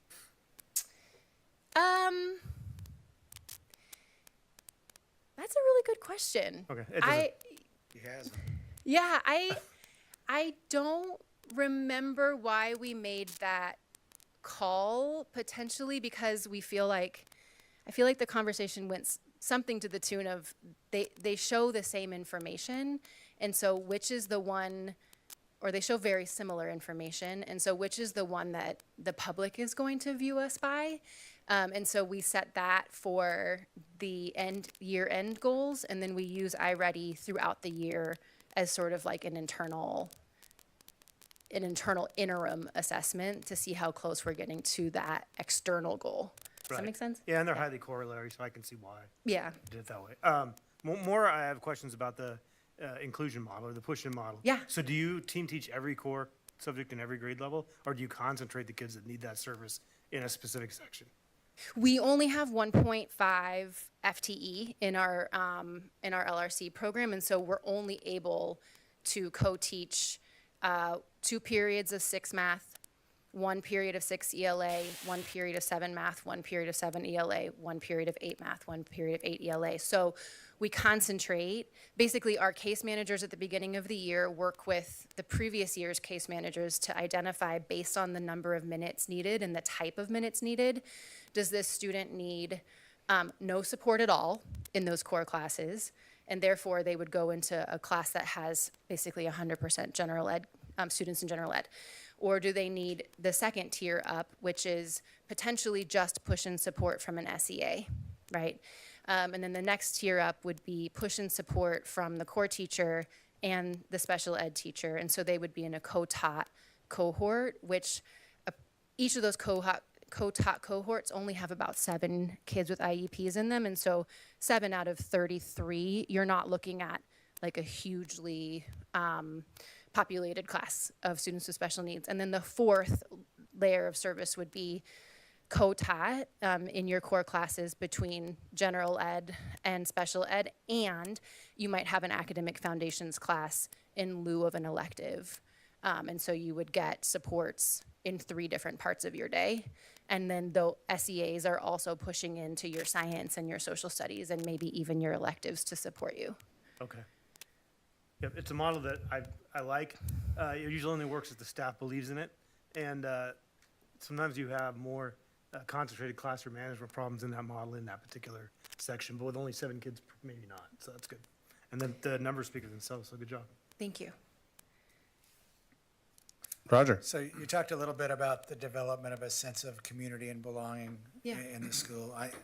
I'm a North Albany Tiger. I think it was class of 75, but it was 7th, 8th, and 9th. And you're laughing at me, but I have a question Junior that high. relates to that. Right. So when I was there, we did middle school sports. They weren't just middle school sports. They were the North Albany Tiger sports. And so what's happening now in that regard, and do you see that as a tool going forward to help to build that sense of community at your school? Yeah. We know our kids want to play more sports. And one of the things that we see in North Albany is that our families who have access to participate in club sports and things like that after school are participating and getting that sense of community with each other. And our families that don't have access are missing out to an extent. And so I'm really excited that the board is grappling with this topic of how to increase sports programming at our schools. Mr. Schmidt shared a survey that our staff and our kids took, and I'm sure you guys have seen the results of, and it showed a really big interest in soccer, basketball, volleyball, and I believe there are some plans potentially on the horizon to bring in additional sport next year. We're doing basketball for sure. Okay, I knew that, but I didn't know if they knew that. And We're going to do wrestling too. Okay. Oh, wow. All right. We're going to do two. Okay. And I know kids are really excited about the addition of basketball. I have a couple petitions sitting on my desk right now to add soccer. And so they're excited about it. They want to do it. I think for some families, it's going to be a question of transportation because quite a few of our kids rely on buses. But we're ready to work with families to make that happen because I know kids really want it. Okay. And I do, while you're here, want to commend the maintenance staff. That school looks as good it looks as good today as it did back in 1975. It speaks very highly of the district's commitment to maintaining buildings over a long period of time. The other question I have is, I'm not sure who it's for, but there's still the grove of trees behind, and so those trees must have been 40 or 50 years old when I was there. Okay. And so somebody ought to check the health of those things. We wouldn't want them falling down, and I think they might be about at that level. I don't know. Dave, Executive Director Bolin has a tree borer. He's going to check the age on those trees and. Well, I'm not worried about the age. I'm worried about them. Getting the arborist out there. They're very tall and they're in a very tight area, and I wouldn't want them to fall on the building or kids or anything else. It's one of those things that they look beautiful until they don't, right? So acknowledge that I'm into the trees or into the weeds on that one, but thank you. Thanks for that idea. Go ahead. Just Andy. a couple comments about Bree. I got to go out and watch her staff, learning from her, with her, related to the cell. We have a staff member of hers on our collaborative committee. It's just really clear that Bree is really gifted in terms of supporting people in their learning as professionals, that they feel pretty confident in her. How many years have you been a principal? Oh, goodness. you This were a is principal. my 5th and then 3 years as an AP. And that was in Oakland? Mm-hmm. Yeah, and so we feel really lucky to have Bree with her background knowledge and her leadership ability at North Albany. It's really clearly reflected in her staff. So thank you for all you do. Thank you. I got a couple things. First off, I agree with Roger. Last few days I've been driving around. I've seen your crew out there mowing lawns and making things look pretty, and they need to hear thank you for that. Yeah. Because I think it's a big improvement. Bree, I think you and your staff have done a great job, and thank you for that. You know, I have a couple comments, one from both my kids. So attendance, what's attendance at right now? Is it going up? Is it going down? It must be going up. Yeah, so where's my attendance data? 22-23, so 2 years ago, we ended the year at 72% regular attenders. And then last year, we ended the year at 81% regular attenders, so made a ton of growth. And so that's why we sort of kicked to a different goal, right? And then this year, we're looking lower than last year. So we're looking at 75% regular attenders. And we attribute some of that to sickness, this crazy flu that was going around. And then also we had a really hard time getting some kids back from the strike. Okay. But still stronger than we were And 2 years ago. Yeah. I think all your ideas here and how you're doing that worked really great. And I just share with you a thing that both my kids brought to me at one point when they were in middle school, and I thought it was really interesting.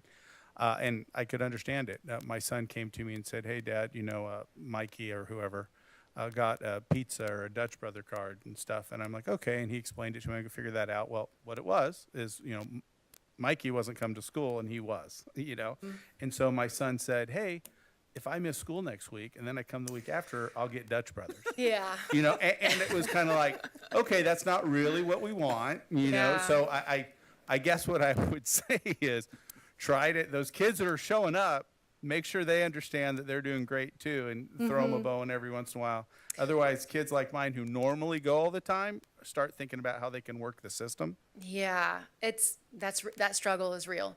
It is 100%. My son was all upset when I tried Yeah. to explain to him that he was winning by being there. He's like, "No, Dad, I didn't get Dutch Brothers. I did Well, not win." I will give a shout out to Mariah and Cameron. They this year have started hosting a quarterly. We call it an honor roll celebration. Great. But honor roll is not just academic. It includes kids who have strong attendance, who have fewer than 2 tardies to class, who have 1 or fewer behavior referral, and who have no D's or F's, right? And so they come to the cafeteria, they're making caramel apples, they're playing video games, they're not going to class. And so we do host those this year to celebrate our kids who are doing the right thing. I think that's awesome. I'm just telling you, and you sound like you hear it. Yeah. Those kids are like, what about me? Yeah. The other thing I would tell you, and having been to your school, I do feel like everyone feels community and they're excited and they enjoy being with one another. And I love the fact that you're getting things up in the hallways and stuff like that. I think that's really important. Just make sure we're watching what goes up, because unfortunately we get to hear about that as well. Yeah. But thank you very much. Your staff's doing a great job and very much appreciate you. A follow-up? Oh, yeah, sorry. Roger has another question. So tell me about the loss of students. Have we reached out to those kids? The loss of students? Loss of students because of the strike. Oh, we didn't lose them. We had a hard time getting them to come to school. They're still with us. Okay. But their attendance lagged for a while. I think after the strike, I don't have the numbers off the top of my head, but if we lost any to online school, it was like 4. Okay. So as more kids got used to hanging out Sleeping. at home and, yeah, Yeah, okay, all right. they liked sleeping. Okay, thank you. Yeah. All right, thanks you guys.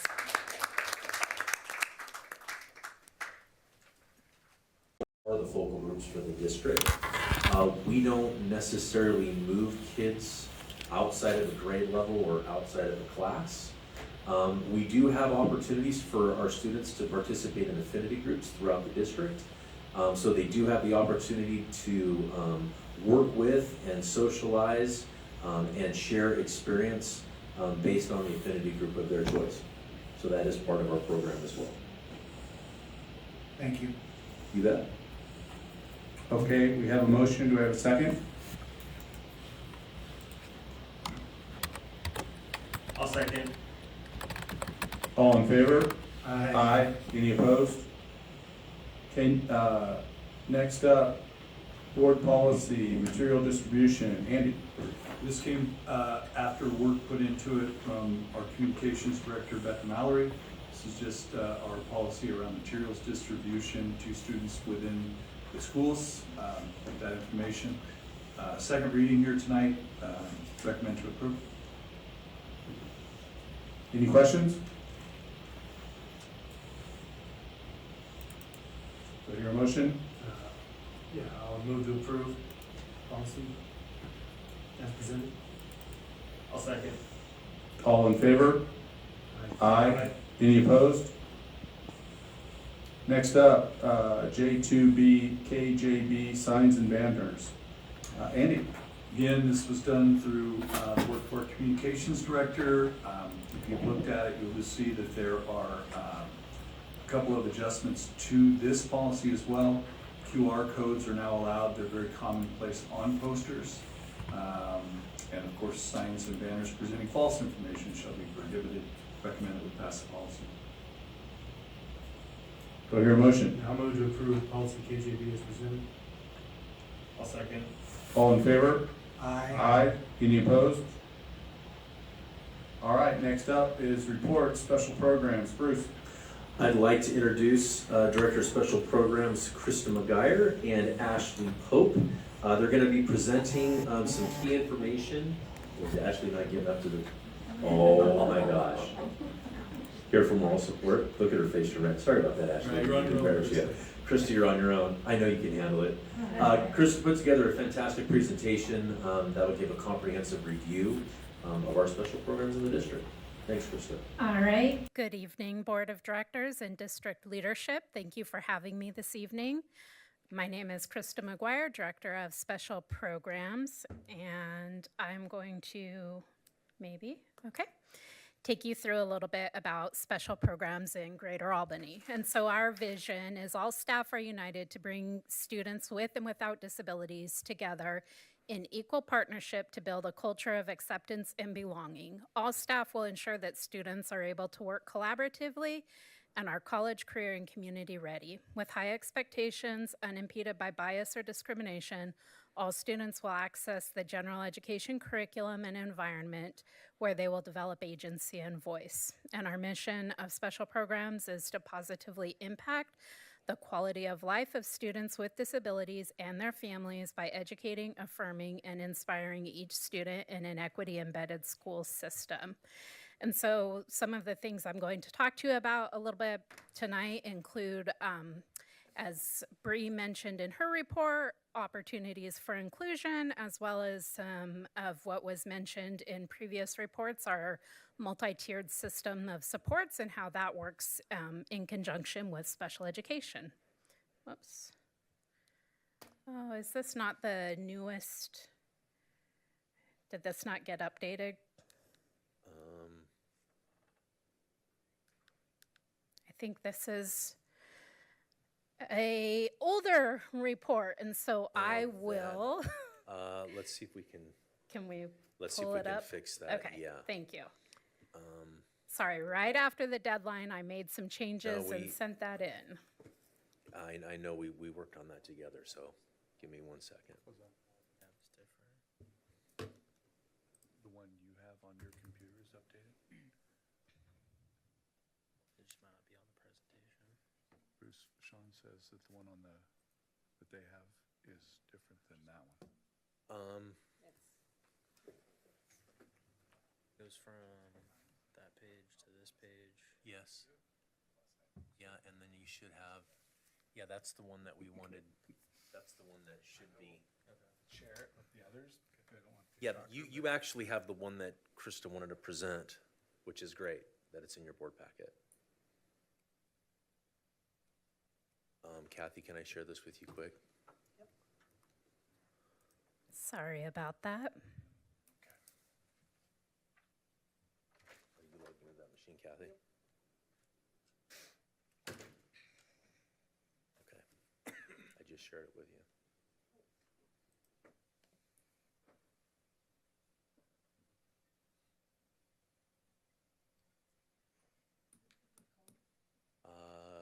It's called Special Programs Board Presentation 2024-25.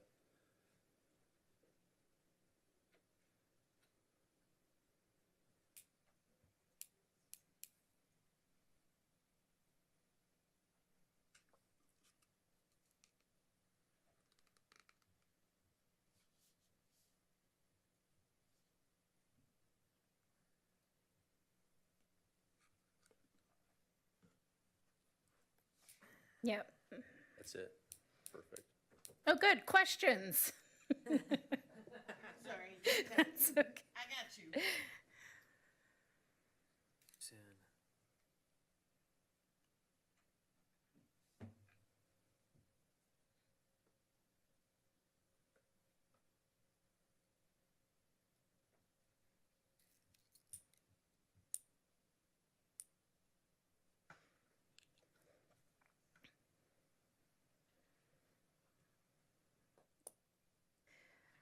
Yep.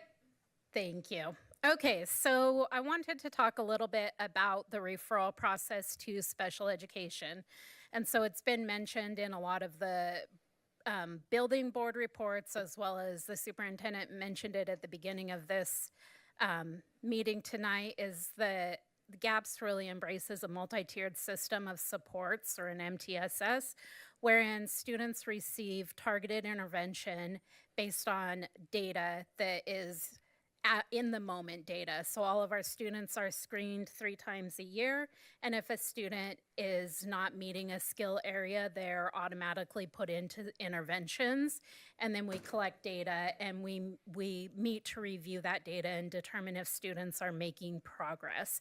And we work to to intensify the intervention if students are not making progress, up into a point where potentially they may be referred to special education. So if they're not responding to those targeted interventions, or if they're suspected of having a disability for other reasons, then they may be referred to special education.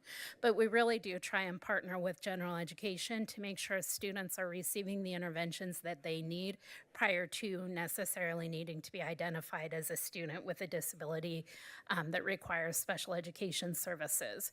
And so then if a referral is made, we conduct evaluations to determine if a student qualifies in one or more of the 12 eligibility categories that are defined by the state of Oregon. And if so, if a student qualifies in one of those areas, then the team develops an IEP to provide specially designed instruction and related services in the least restrictive environment. So we're going to talk a little bit more about what least restrictive environment means. And then the IEPs are reviewed annually or more often if necessary. So we really do want to try and intervene early to make sure students are getting what they need, and that looking at identification is only after that process happens. So these are the 12 areas that students can qualify for special education in the state of Oregon. And so this also then shows you trends across time. And so one of the areas that I specifically want to highlight is the area of specific learning disability. And so we've steadily decreased our eligibility of students under the area of specific learning disability from 28% in 21 to about 24% now. And that's the area that's the most linked to a high quality MTSS system. So we're really looking at those reading interventions, math interventions, and that's the area that students will typically qualify for specific learning disabilities. So our data shows that as we become more targeted in our MTSS and we provide more supports to students early on, we see fewer students then becoming eligible for special education. That's also the other area that potentially has an impact with RTI is our behavior. We're really starting to hone in and doing targeted behavior interventions. And so that qualifies typically students for under an emotional behavior disability. And you can see there that we've also decreased from 5% to 2, a little over 2, excuse me. And so those are the areas that are most attributed to those interventions. The other areas are staying relatively stable, as you would expect. Some of the low incidence, or meaning not a lot of students qualify for them, we've been pretty stable. The areas where we are seeing an increase is autism. So we are seeing more students identified as students with autism. Developmental delay, which I had talked to you about last year. In Oregon, we've only been qualifying students with developmental delay for the last, I think, 4 years now. Prior to that, students with developmental delay only qualified through age of 5, and when they started school, they no longer were eligible. So that's been expanded. So we are seeing increases there, and then other health impairment. And so that's oftentimes students with a medical disability or a medical diagnosis like ADHD or anxiety. And so we are seeing some increase there, but the eligibilities that really respond to interventions, we're seeing a decrease, which is excellent. So this is our data around least restrictive environment, which is one of the cornerstones of special education law. We're required by law to consider providing supports in the least restrictive environment for that student. And so our goal is to have students in the general education classroom as much as possible. We are seeing a decrease in the number of students that are in their general education classroom for 80% or more of their day. So we've gone down from, and that's the most least restrictive.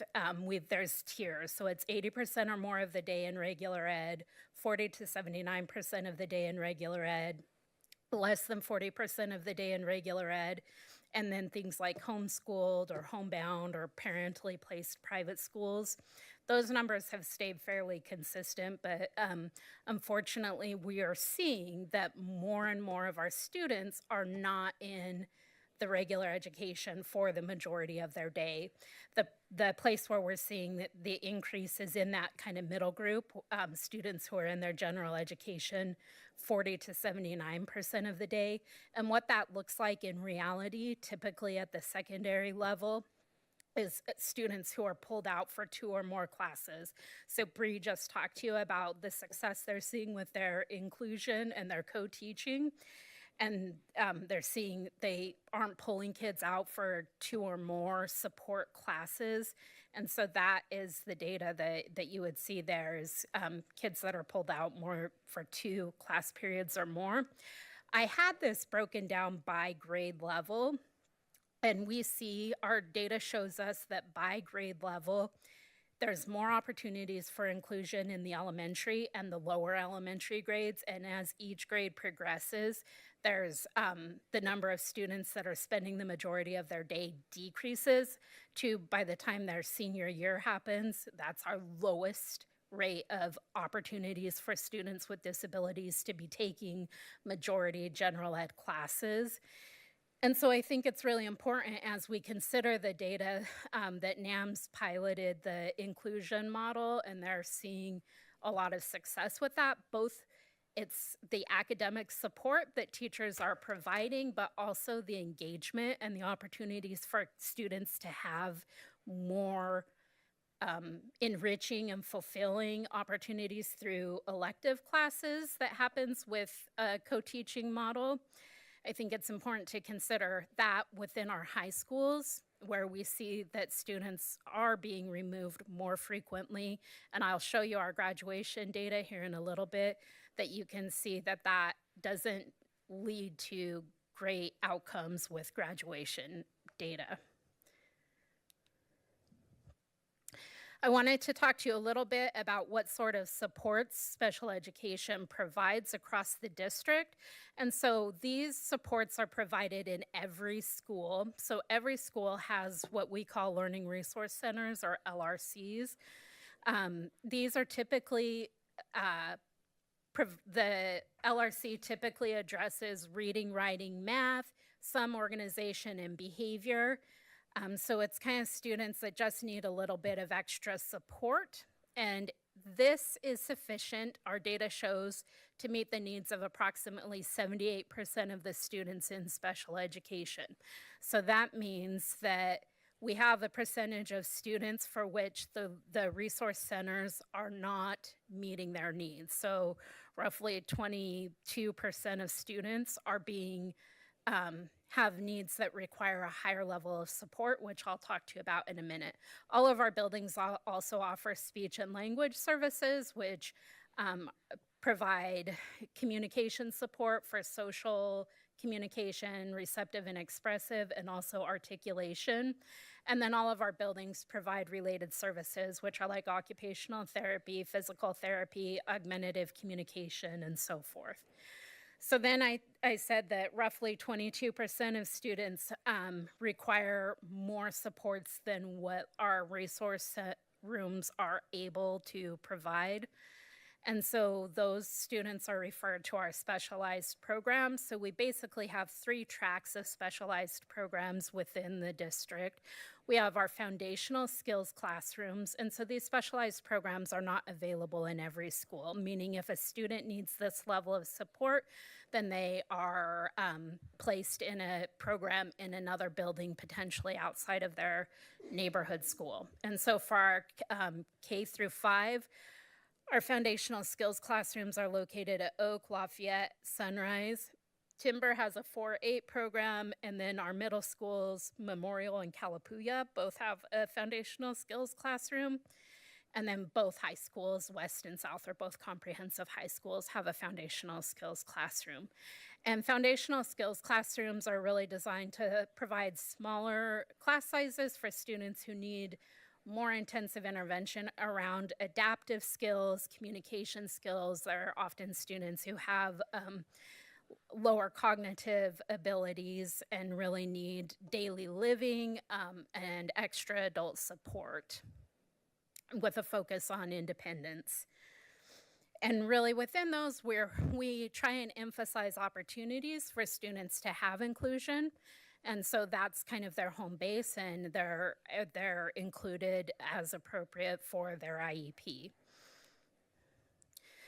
We have social learning centers, which we have a K2 program at Tahkeena, a 3-5 at Liberty, and then the 6th through 8th program is at Memorial, and the 9th through 12th is at West. So this program is more limited. There's only 4 across the district. And this is designed for students who really are impacted by their ability to communicate socially and functionally. And so the focus in this classroom is to develop communication and social skills in a highly structured environment, and students access general education as their readiness and their skills develop. And then we have our structured support classrooms. And so again, there's really one per level. At Oak Grove has the K2 program. North Albany Elementary has our 3-5 program. NAMS has our middle school program. And then both West and South have a high school structured support classroom. And then Fairmount, which provides services K8, is an extension of the structured support classrooms. The goal of the structured support classrooms is to foster growth and learning through identifying what the function of a certain behavior is, a disruptive and dangerous behavior, and then teach positive replacement behaviors and really teach lagging skills. And so identifying what is the barrier, what is the lagging skills, and how are we going to teach more pro-social behavior. And Fairmount is our only placement across the district that is truly 100% self-contained. It's removed completely from any other general education opportunities. And the goal of Fairmount is to provide intensive behavior support for students who require that high level of support and intervention.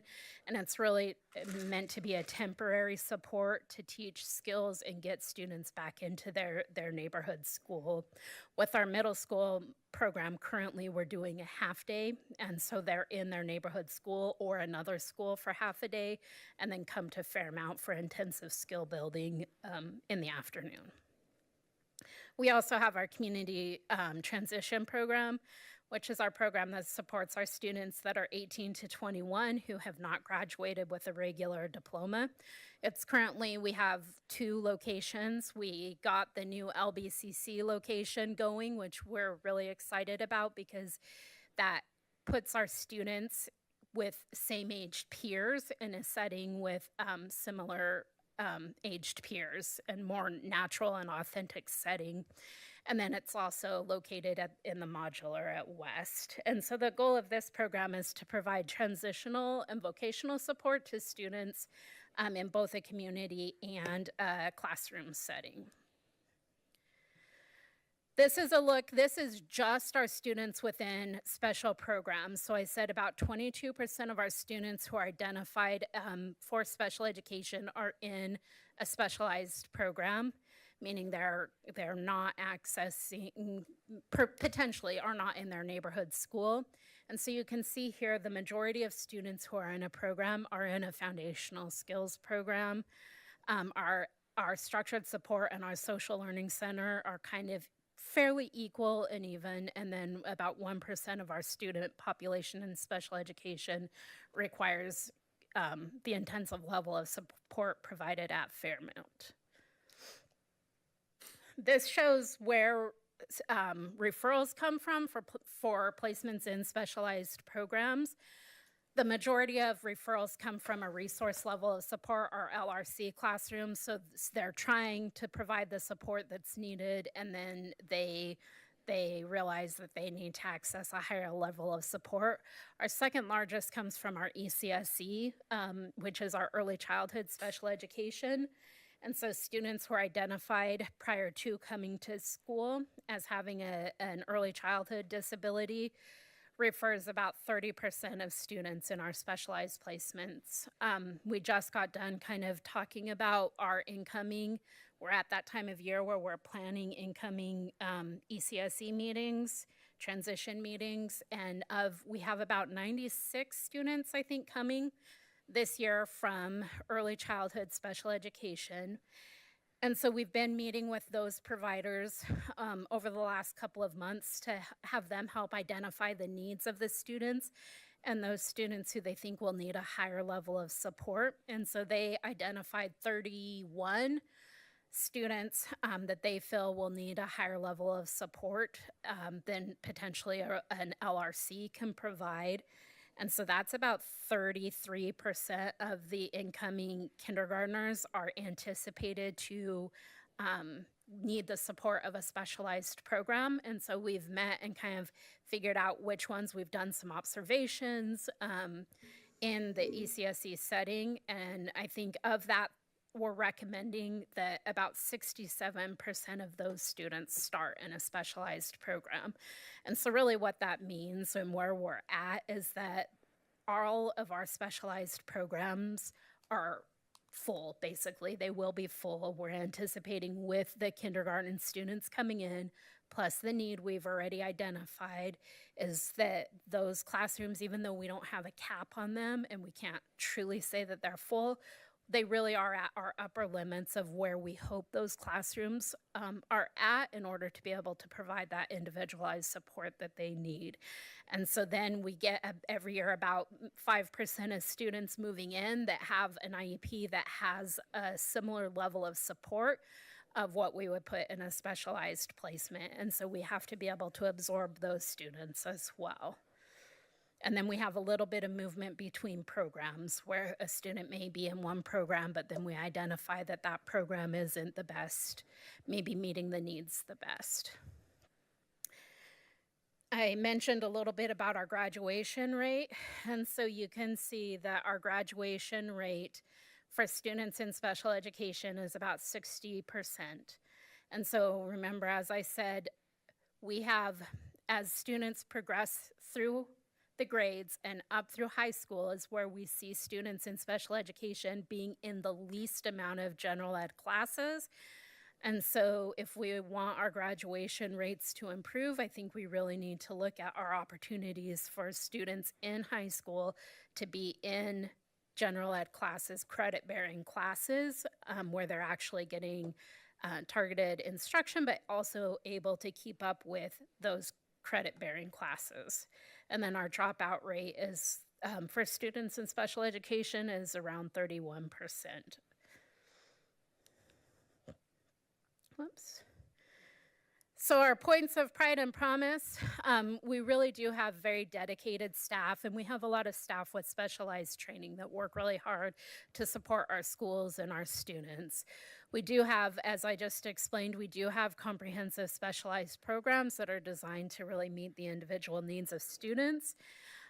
We've been really working on transparent reporting and accountability and removing barriers for students.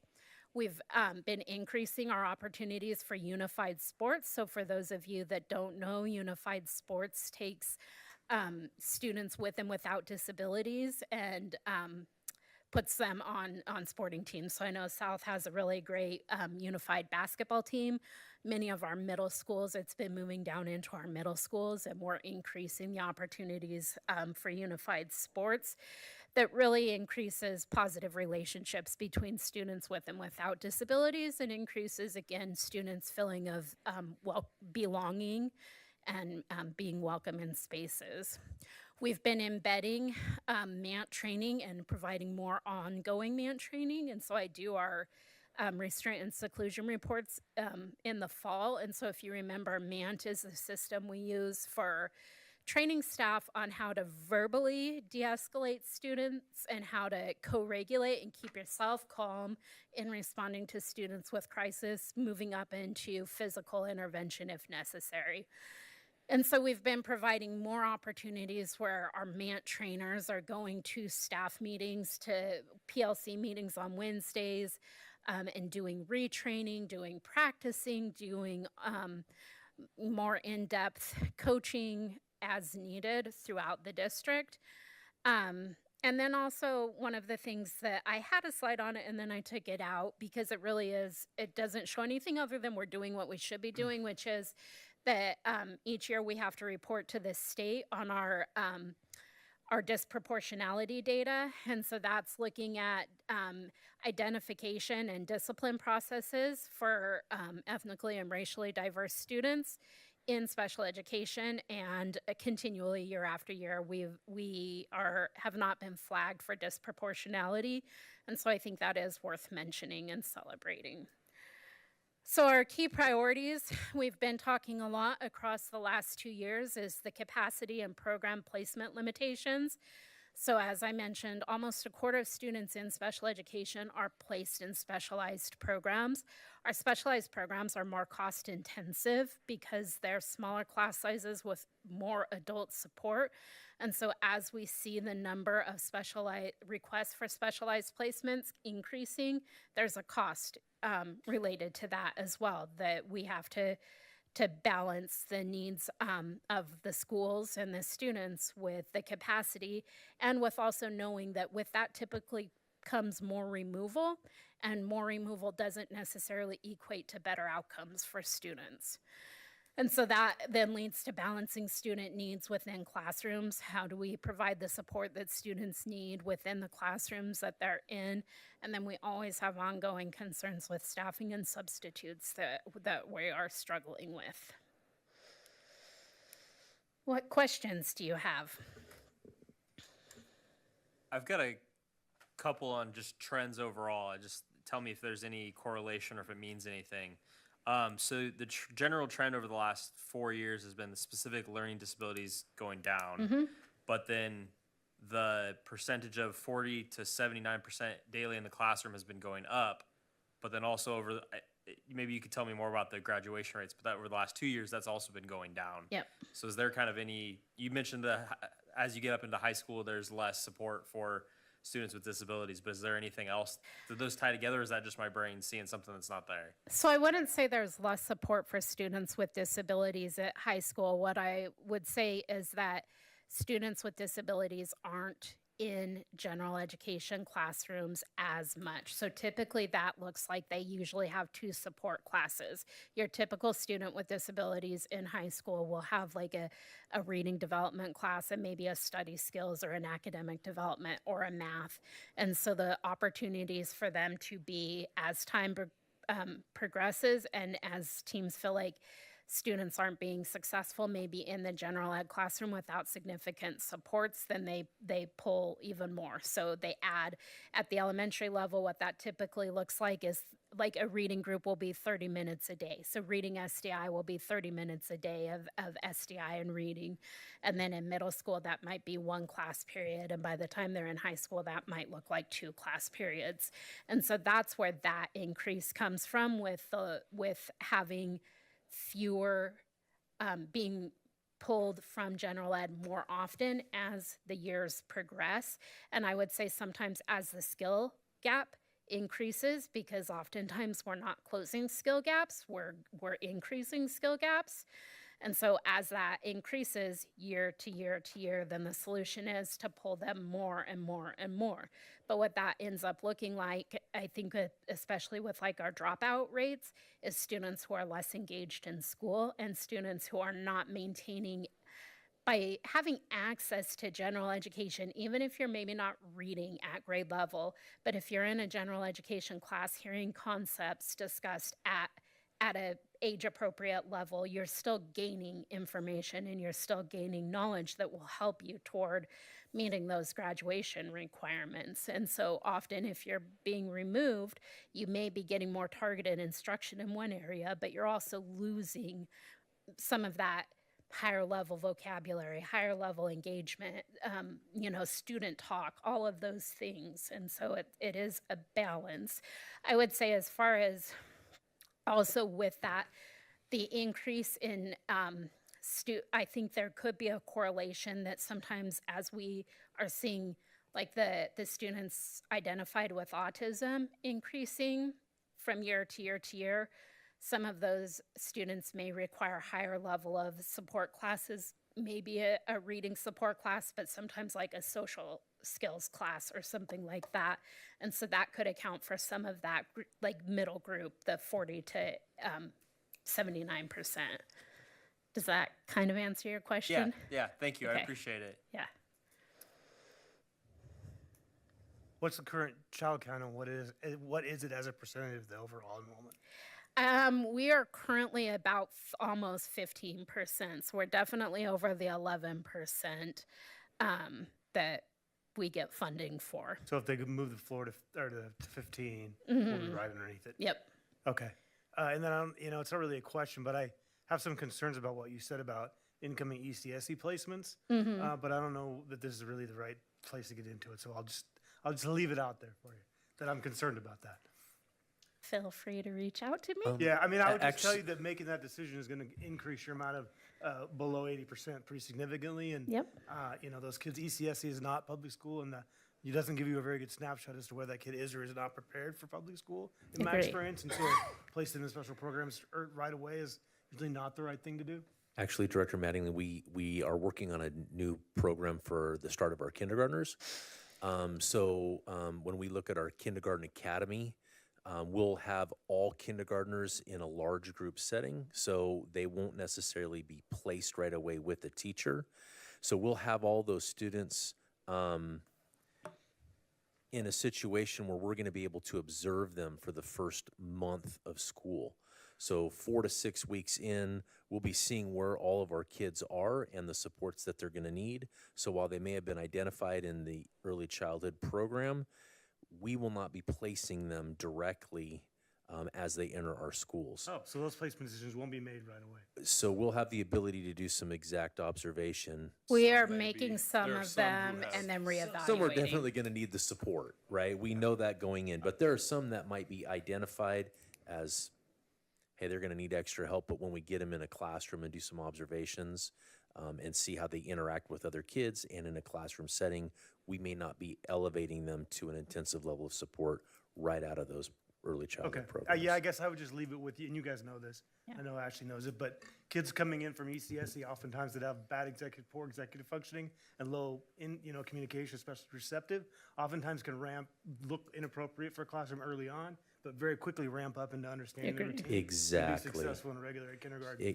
Exactly. I'd hate to jump the gun on placing them. That's going to be part of the benefit of that new kindergarten system that we're putting together, and that's across every elementary school in the district. It'll help us balance class size. Okay. It'll help us identify students that need additional support or don't need as much support as early identified, and to match them with peers in a balanced way. Because we're observing them in classrooms versus just saying, hey, teacher, here's your roster, and now we have weird mixes of students, of kids we don't even know. So we're really looking forward to that, and we're going to start that work on Wednesday with kindergarten, a committee of kindergarten teachers that are coming in to start designing the format of what that's going to look like. Okay, cool. Glad to hear it. Thank you.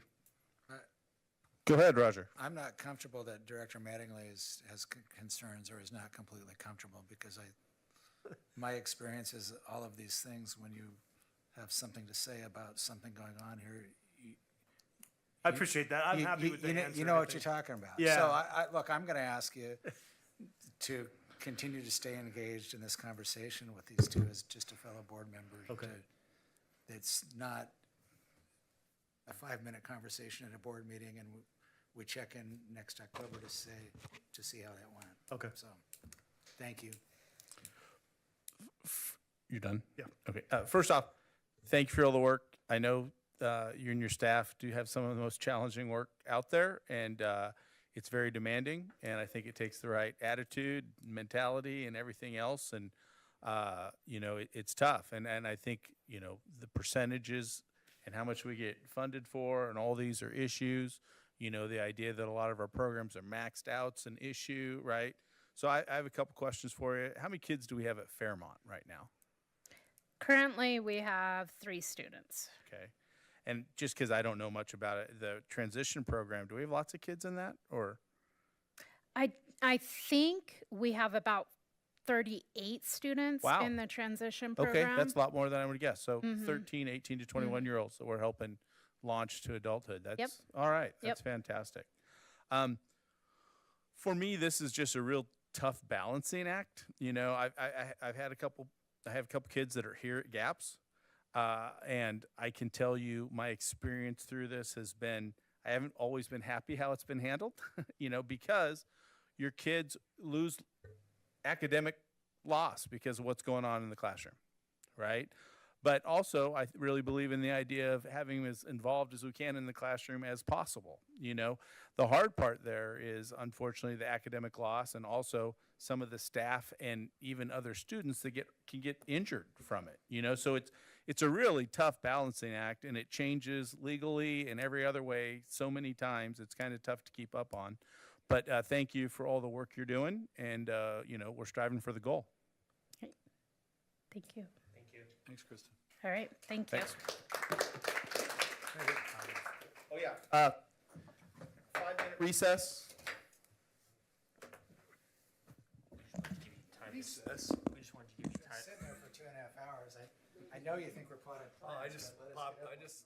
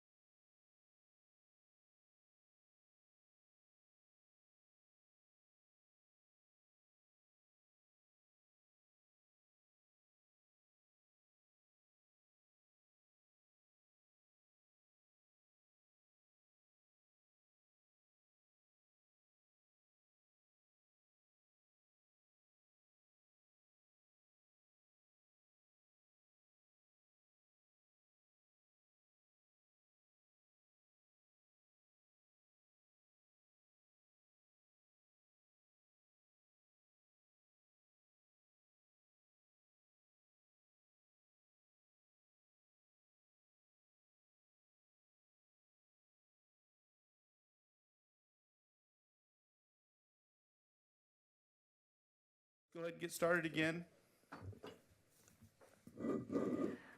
So next up is staffing report. Susie? So I put a copy of the staffing update at your table. And, well, actually, Chris ran it off and put it there for me. And I inadvertently left off, if you look at transportation, I inadvertently left off the trip drivers who fill in. They don't have a assigned route, but they're filling in every day. And then the type 10 drivers. So there's trip drivers, there's 14, and type 10 drivers, there's 10. So 24 in transportation should be added to the 23.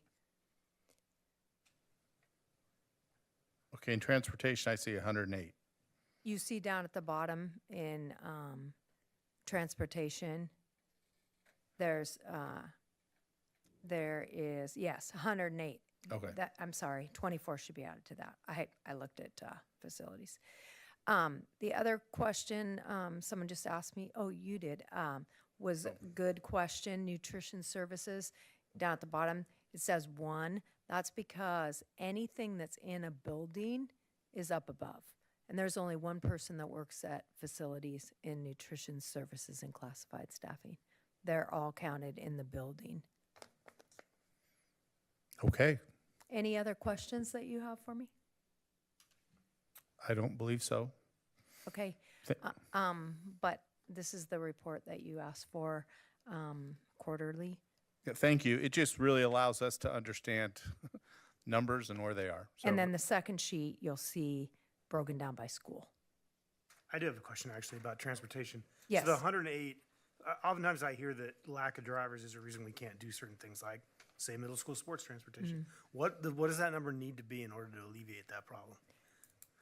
Dave might be able to answer that question better. I don't know if it's it's the number, but it's also absences and things of that nature. Typically, we have about 8 reserve trip drivers. That's what we'd like to have. I think currently we have about 6. Okay. So usually it's a staffing of 8 subs in that trip driver department. So are you, is that 108, that's fully staffed?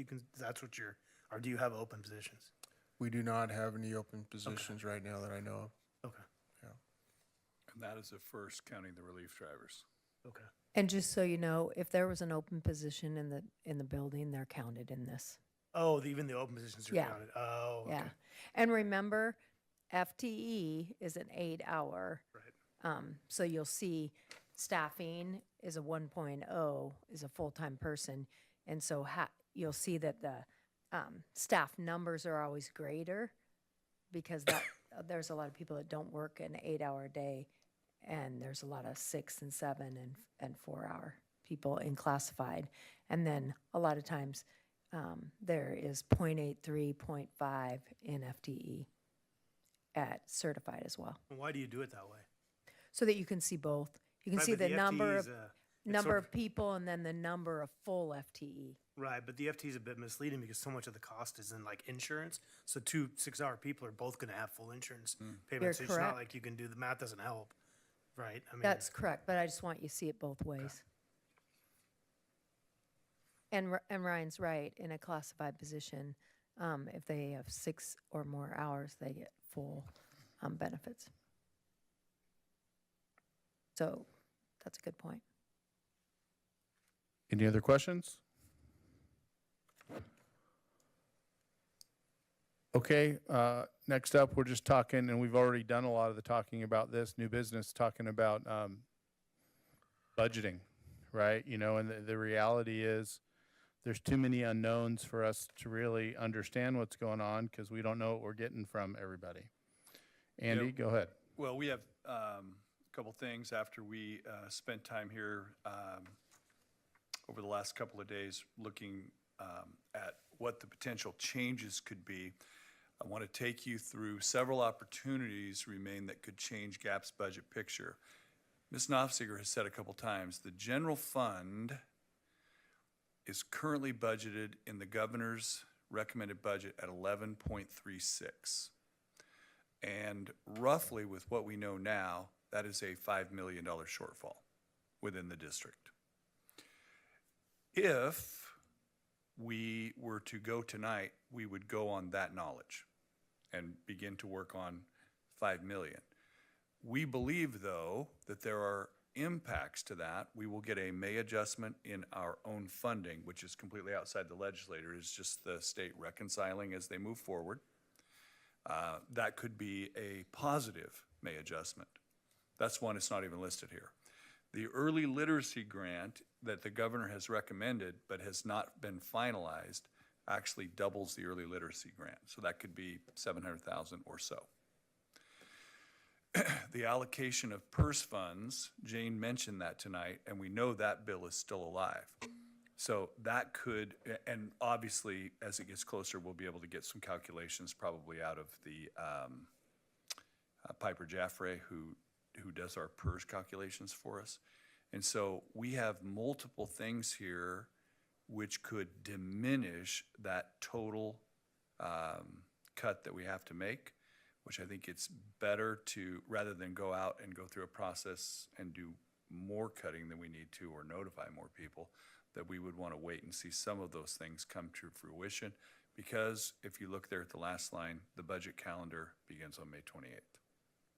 So there's an opportunity for us to learn more so that this can be a diminished reduction. And also, we don't know all the federal stuff, right, with title stuff? Yeah. I mean, there's a lot of moving pieces There are there. still some moving pieces. I'm not sure that any given period of time will take us out of a period where the federal government isn't going to do anything. It's very difficult to plan for their actions at this time. So I recommend that we do not take any action tonight. Okay. Lot to be considered there. Next up, L2, school roof repair replacement. Dave? Yeah, I've been looking forward to this all day. So, know. I know it's late, but I just, I'd like to introduce Lauren Stanley, our Director of Facilities here. I'm really proud of Lauren's work. He's been with us for just about 2 years, right? Yeah, coming up. And him and his leadership team have completely revamped the services and supports we have to our schools, and they've done an outstanding job with that.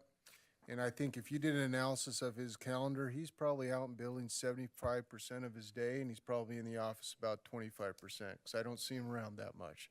And that's probably a good thing. So he's out supporting, working with our buildings, supporting teachers, and making sure things are getting done. I asked him to come tonight to speak a little bit about our remaining bond funds. We've met our threshold of spending there, and Lauren and I, for the last almost year, have really been analyzing the needs across our district and really have come down to the essential components, and he can speak to it better than I can. And so I've asked him to come tonight. But before I let him begin, I'd like to recognize a few individuals. We had a substantial graffiti event at South Albany High School on Friday evening late. And Saturday morning, AJ, our custodian specialist, sent out a chat to custodians, and we had Mackenzie from Calapooya, Chris from West, Edie from Oak Grove, Ricardo from South, and Susie from South, and Lauren himself all respond and cleaned up. How many hours you spend there? All in? It was about 5.5, 6.5, somewhere in there. Yeah, we had about 13 spots, and they're just an outstanding effort of our classified staff, so I'd like to recognize them. I would Yeah. tell you, I talked to the principal from South Albany this morning, and he was so thrilled about the work that you guys did this weekend. Well, and that's a credit of our custodial staff. They respond, they come running when we have a need, and this was a big need that we had. Students showing up to school and not having to see the things that were on the wall was a big deal, and I really want to thank them. But again, I will turn this over to Lauren. He'll take you through it and answer your questions that you have. I just want to echo that also really quickly, because it was absolutely amazing for people Easter weekend to drop the things that they were doing and come down and assist with this major dilemma that we had down there at South. Just absolutely amazing, and I was so proud to have a team that would come down and support us like that. So, okay, so I'm here to talk to you about some of our critical facility needs here, remaining bond funds. So we'll start out, if I can, okay. So we had the significant ice storm that occurred, was a year ago, January, and we had a lot of significant repairs that happened to our facilities because of that ice storm. Some of those were due to freeze. We had some internal fire sprinkler lines that froze. South Albany High School had a very significant event in Building 9. I mean, it was pretty bad. We had several other fire sprinkler lines that froze. Fortunately, a lot of those were outside. They were dry systems that had condensation in them, and they ended up freezing and bursting. So fortunately, we got a lot of that repaired. In addition, we had a lot of school roofs that were affected. Oak Elementary School, Takina Elementary School, South Shore Elementary School, and North Albany Middle School all had significant failures with their roof systems, which we experienced a lot of leakage to the interior of the building, a lot of ceiling damage. So we basically contacted Summit Restoration. There was an urgent need to try and get things dried out as quickly as possible. They came in, did a lot of dry out work. However, some of the ceiling damage was so extensive in these buildings that we had to wait for a time when we could actually get in there and do the demolition and do some repairs to some of those ceilings. So that kind of drew out the repairs a little bit, and we had to wait for summer to get a lot of that stuff done. So we did file an insurance claim, worked with the insurance company on that. There's a little bit of difference in what the cost that the insurance company is covering versus what we paid Summit. So they brought in a consultant that did a review, and they felt that the costs were excessive. We're in the process of working with them currently to try and see if we can get to the bottom of this and see if we can get some additional coverage. So that's kind of where that's at. The bottom line is we did a bunch of really cheap repairs in the wintertime.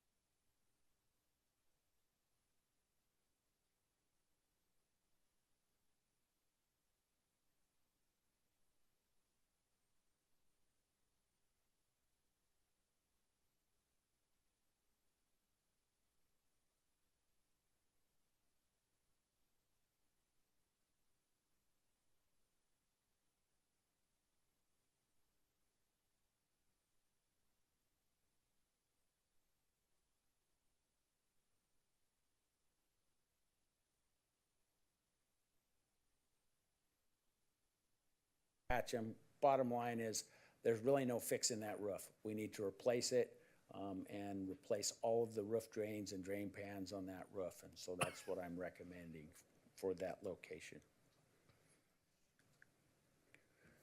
So, our current estimate, we haven't received final cost for North Albany Middle School to replace that Area 7, as well as doing repairs to the other area of the roof that needs it, is approximately $800,000.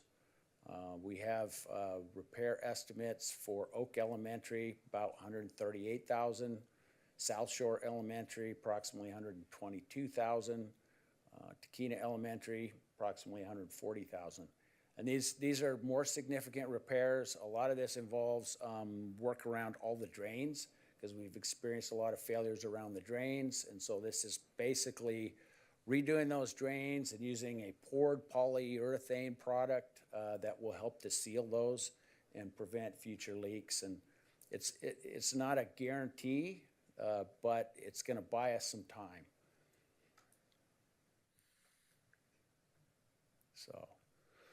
So just to clarify process, we are right now going through the bid, and we will begin to bring the bids above 150 for approval.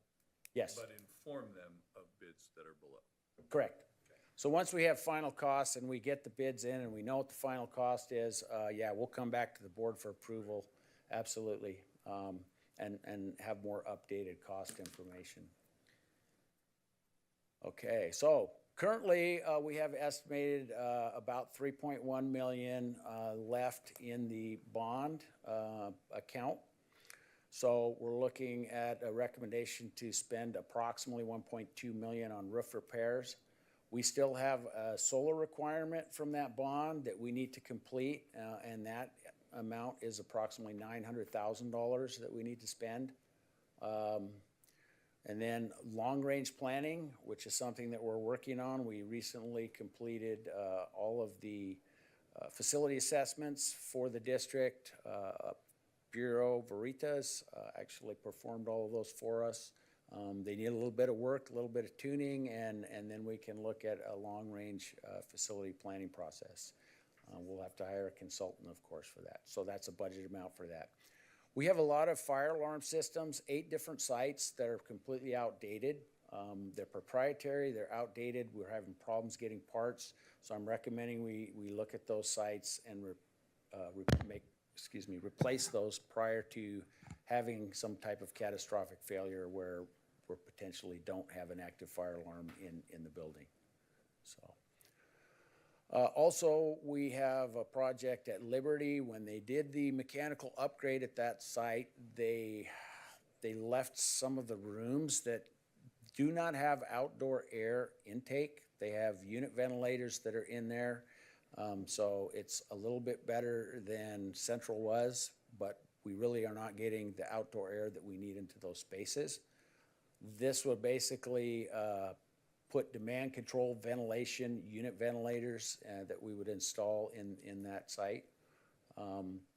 Fortunately, we have some that were purchased previously for NAMs that are extras, so but there will be some additional costs for that.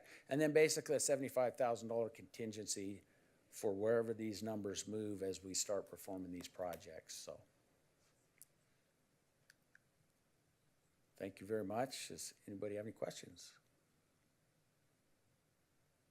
So you mentioned that the roofs are generally 23 to 25, and would be repairs to Oak, South Shore, and Takena. Are those at the point where they're close to being, or is repairs going to add additional time, or is that something where they're close to failing, another ice storm, and we're kind of at the limit already, or what's that general look like? Well, there is no guarantee, but to replace all these roofs, we need about $9 million. Yeah. And so my hope and intent is that by doing these more thorough repairs, that it buys us time to get to a point where, you know, should the board decide at some point here to go out for a bond, then, you know, hopefully we could do that. Gotcha. So that's a lot of money to come up with right now. And I have faith that we you know, these repairs are gonna make a bigger difference, and hopefully, like I said, buy us some time. Appreciate it. Thank you. Yeah, absolutely. When I look at the proposed projects that Lauren went through, I look at the roof repairs is kind of a necessity because we don't have any insurance coverage on that. So anything that happens there, we own and we'll have to pay for. The bond solar requirements is a requirement of the bond. Lawn drain planning sets us up for the future. Fire alarms, gotta have them, and they're outdated. And then Liberty is the last building that we have that doesn't have fresh outside air intake into 6 classrooms. We have about another $10-20 million of projects lined up, but we really picked out these as the priorities moving forward. Where are you gonna get the money to do that? We hopefully in a future bond. Good luck with that right now. Yeah. The needs are great. I mean, it's honestly, it comes down to the priority that we got to keep the water out of the buildings. Right. That's number one. And I had several other projects on that list as contingency projects in case we got better fund or better pricing, but the reality is there's just not enough money for everything that needs to be done. Mr. Chairman, I move to authorize the bond spending plan as presented. Do I hear a second? I'll second. All in favor? Aye. Any opposed? Okay. We are complete unless someone else has something they want to. Thank you very much. Appreciate it. Do I hear a motion to adjourn? I'll move to adjourn. Hear a second? I'll second. All in favor? Aye. Any opposed? All right, thank you, everybody. Have a good night. Thank you, gentlemen.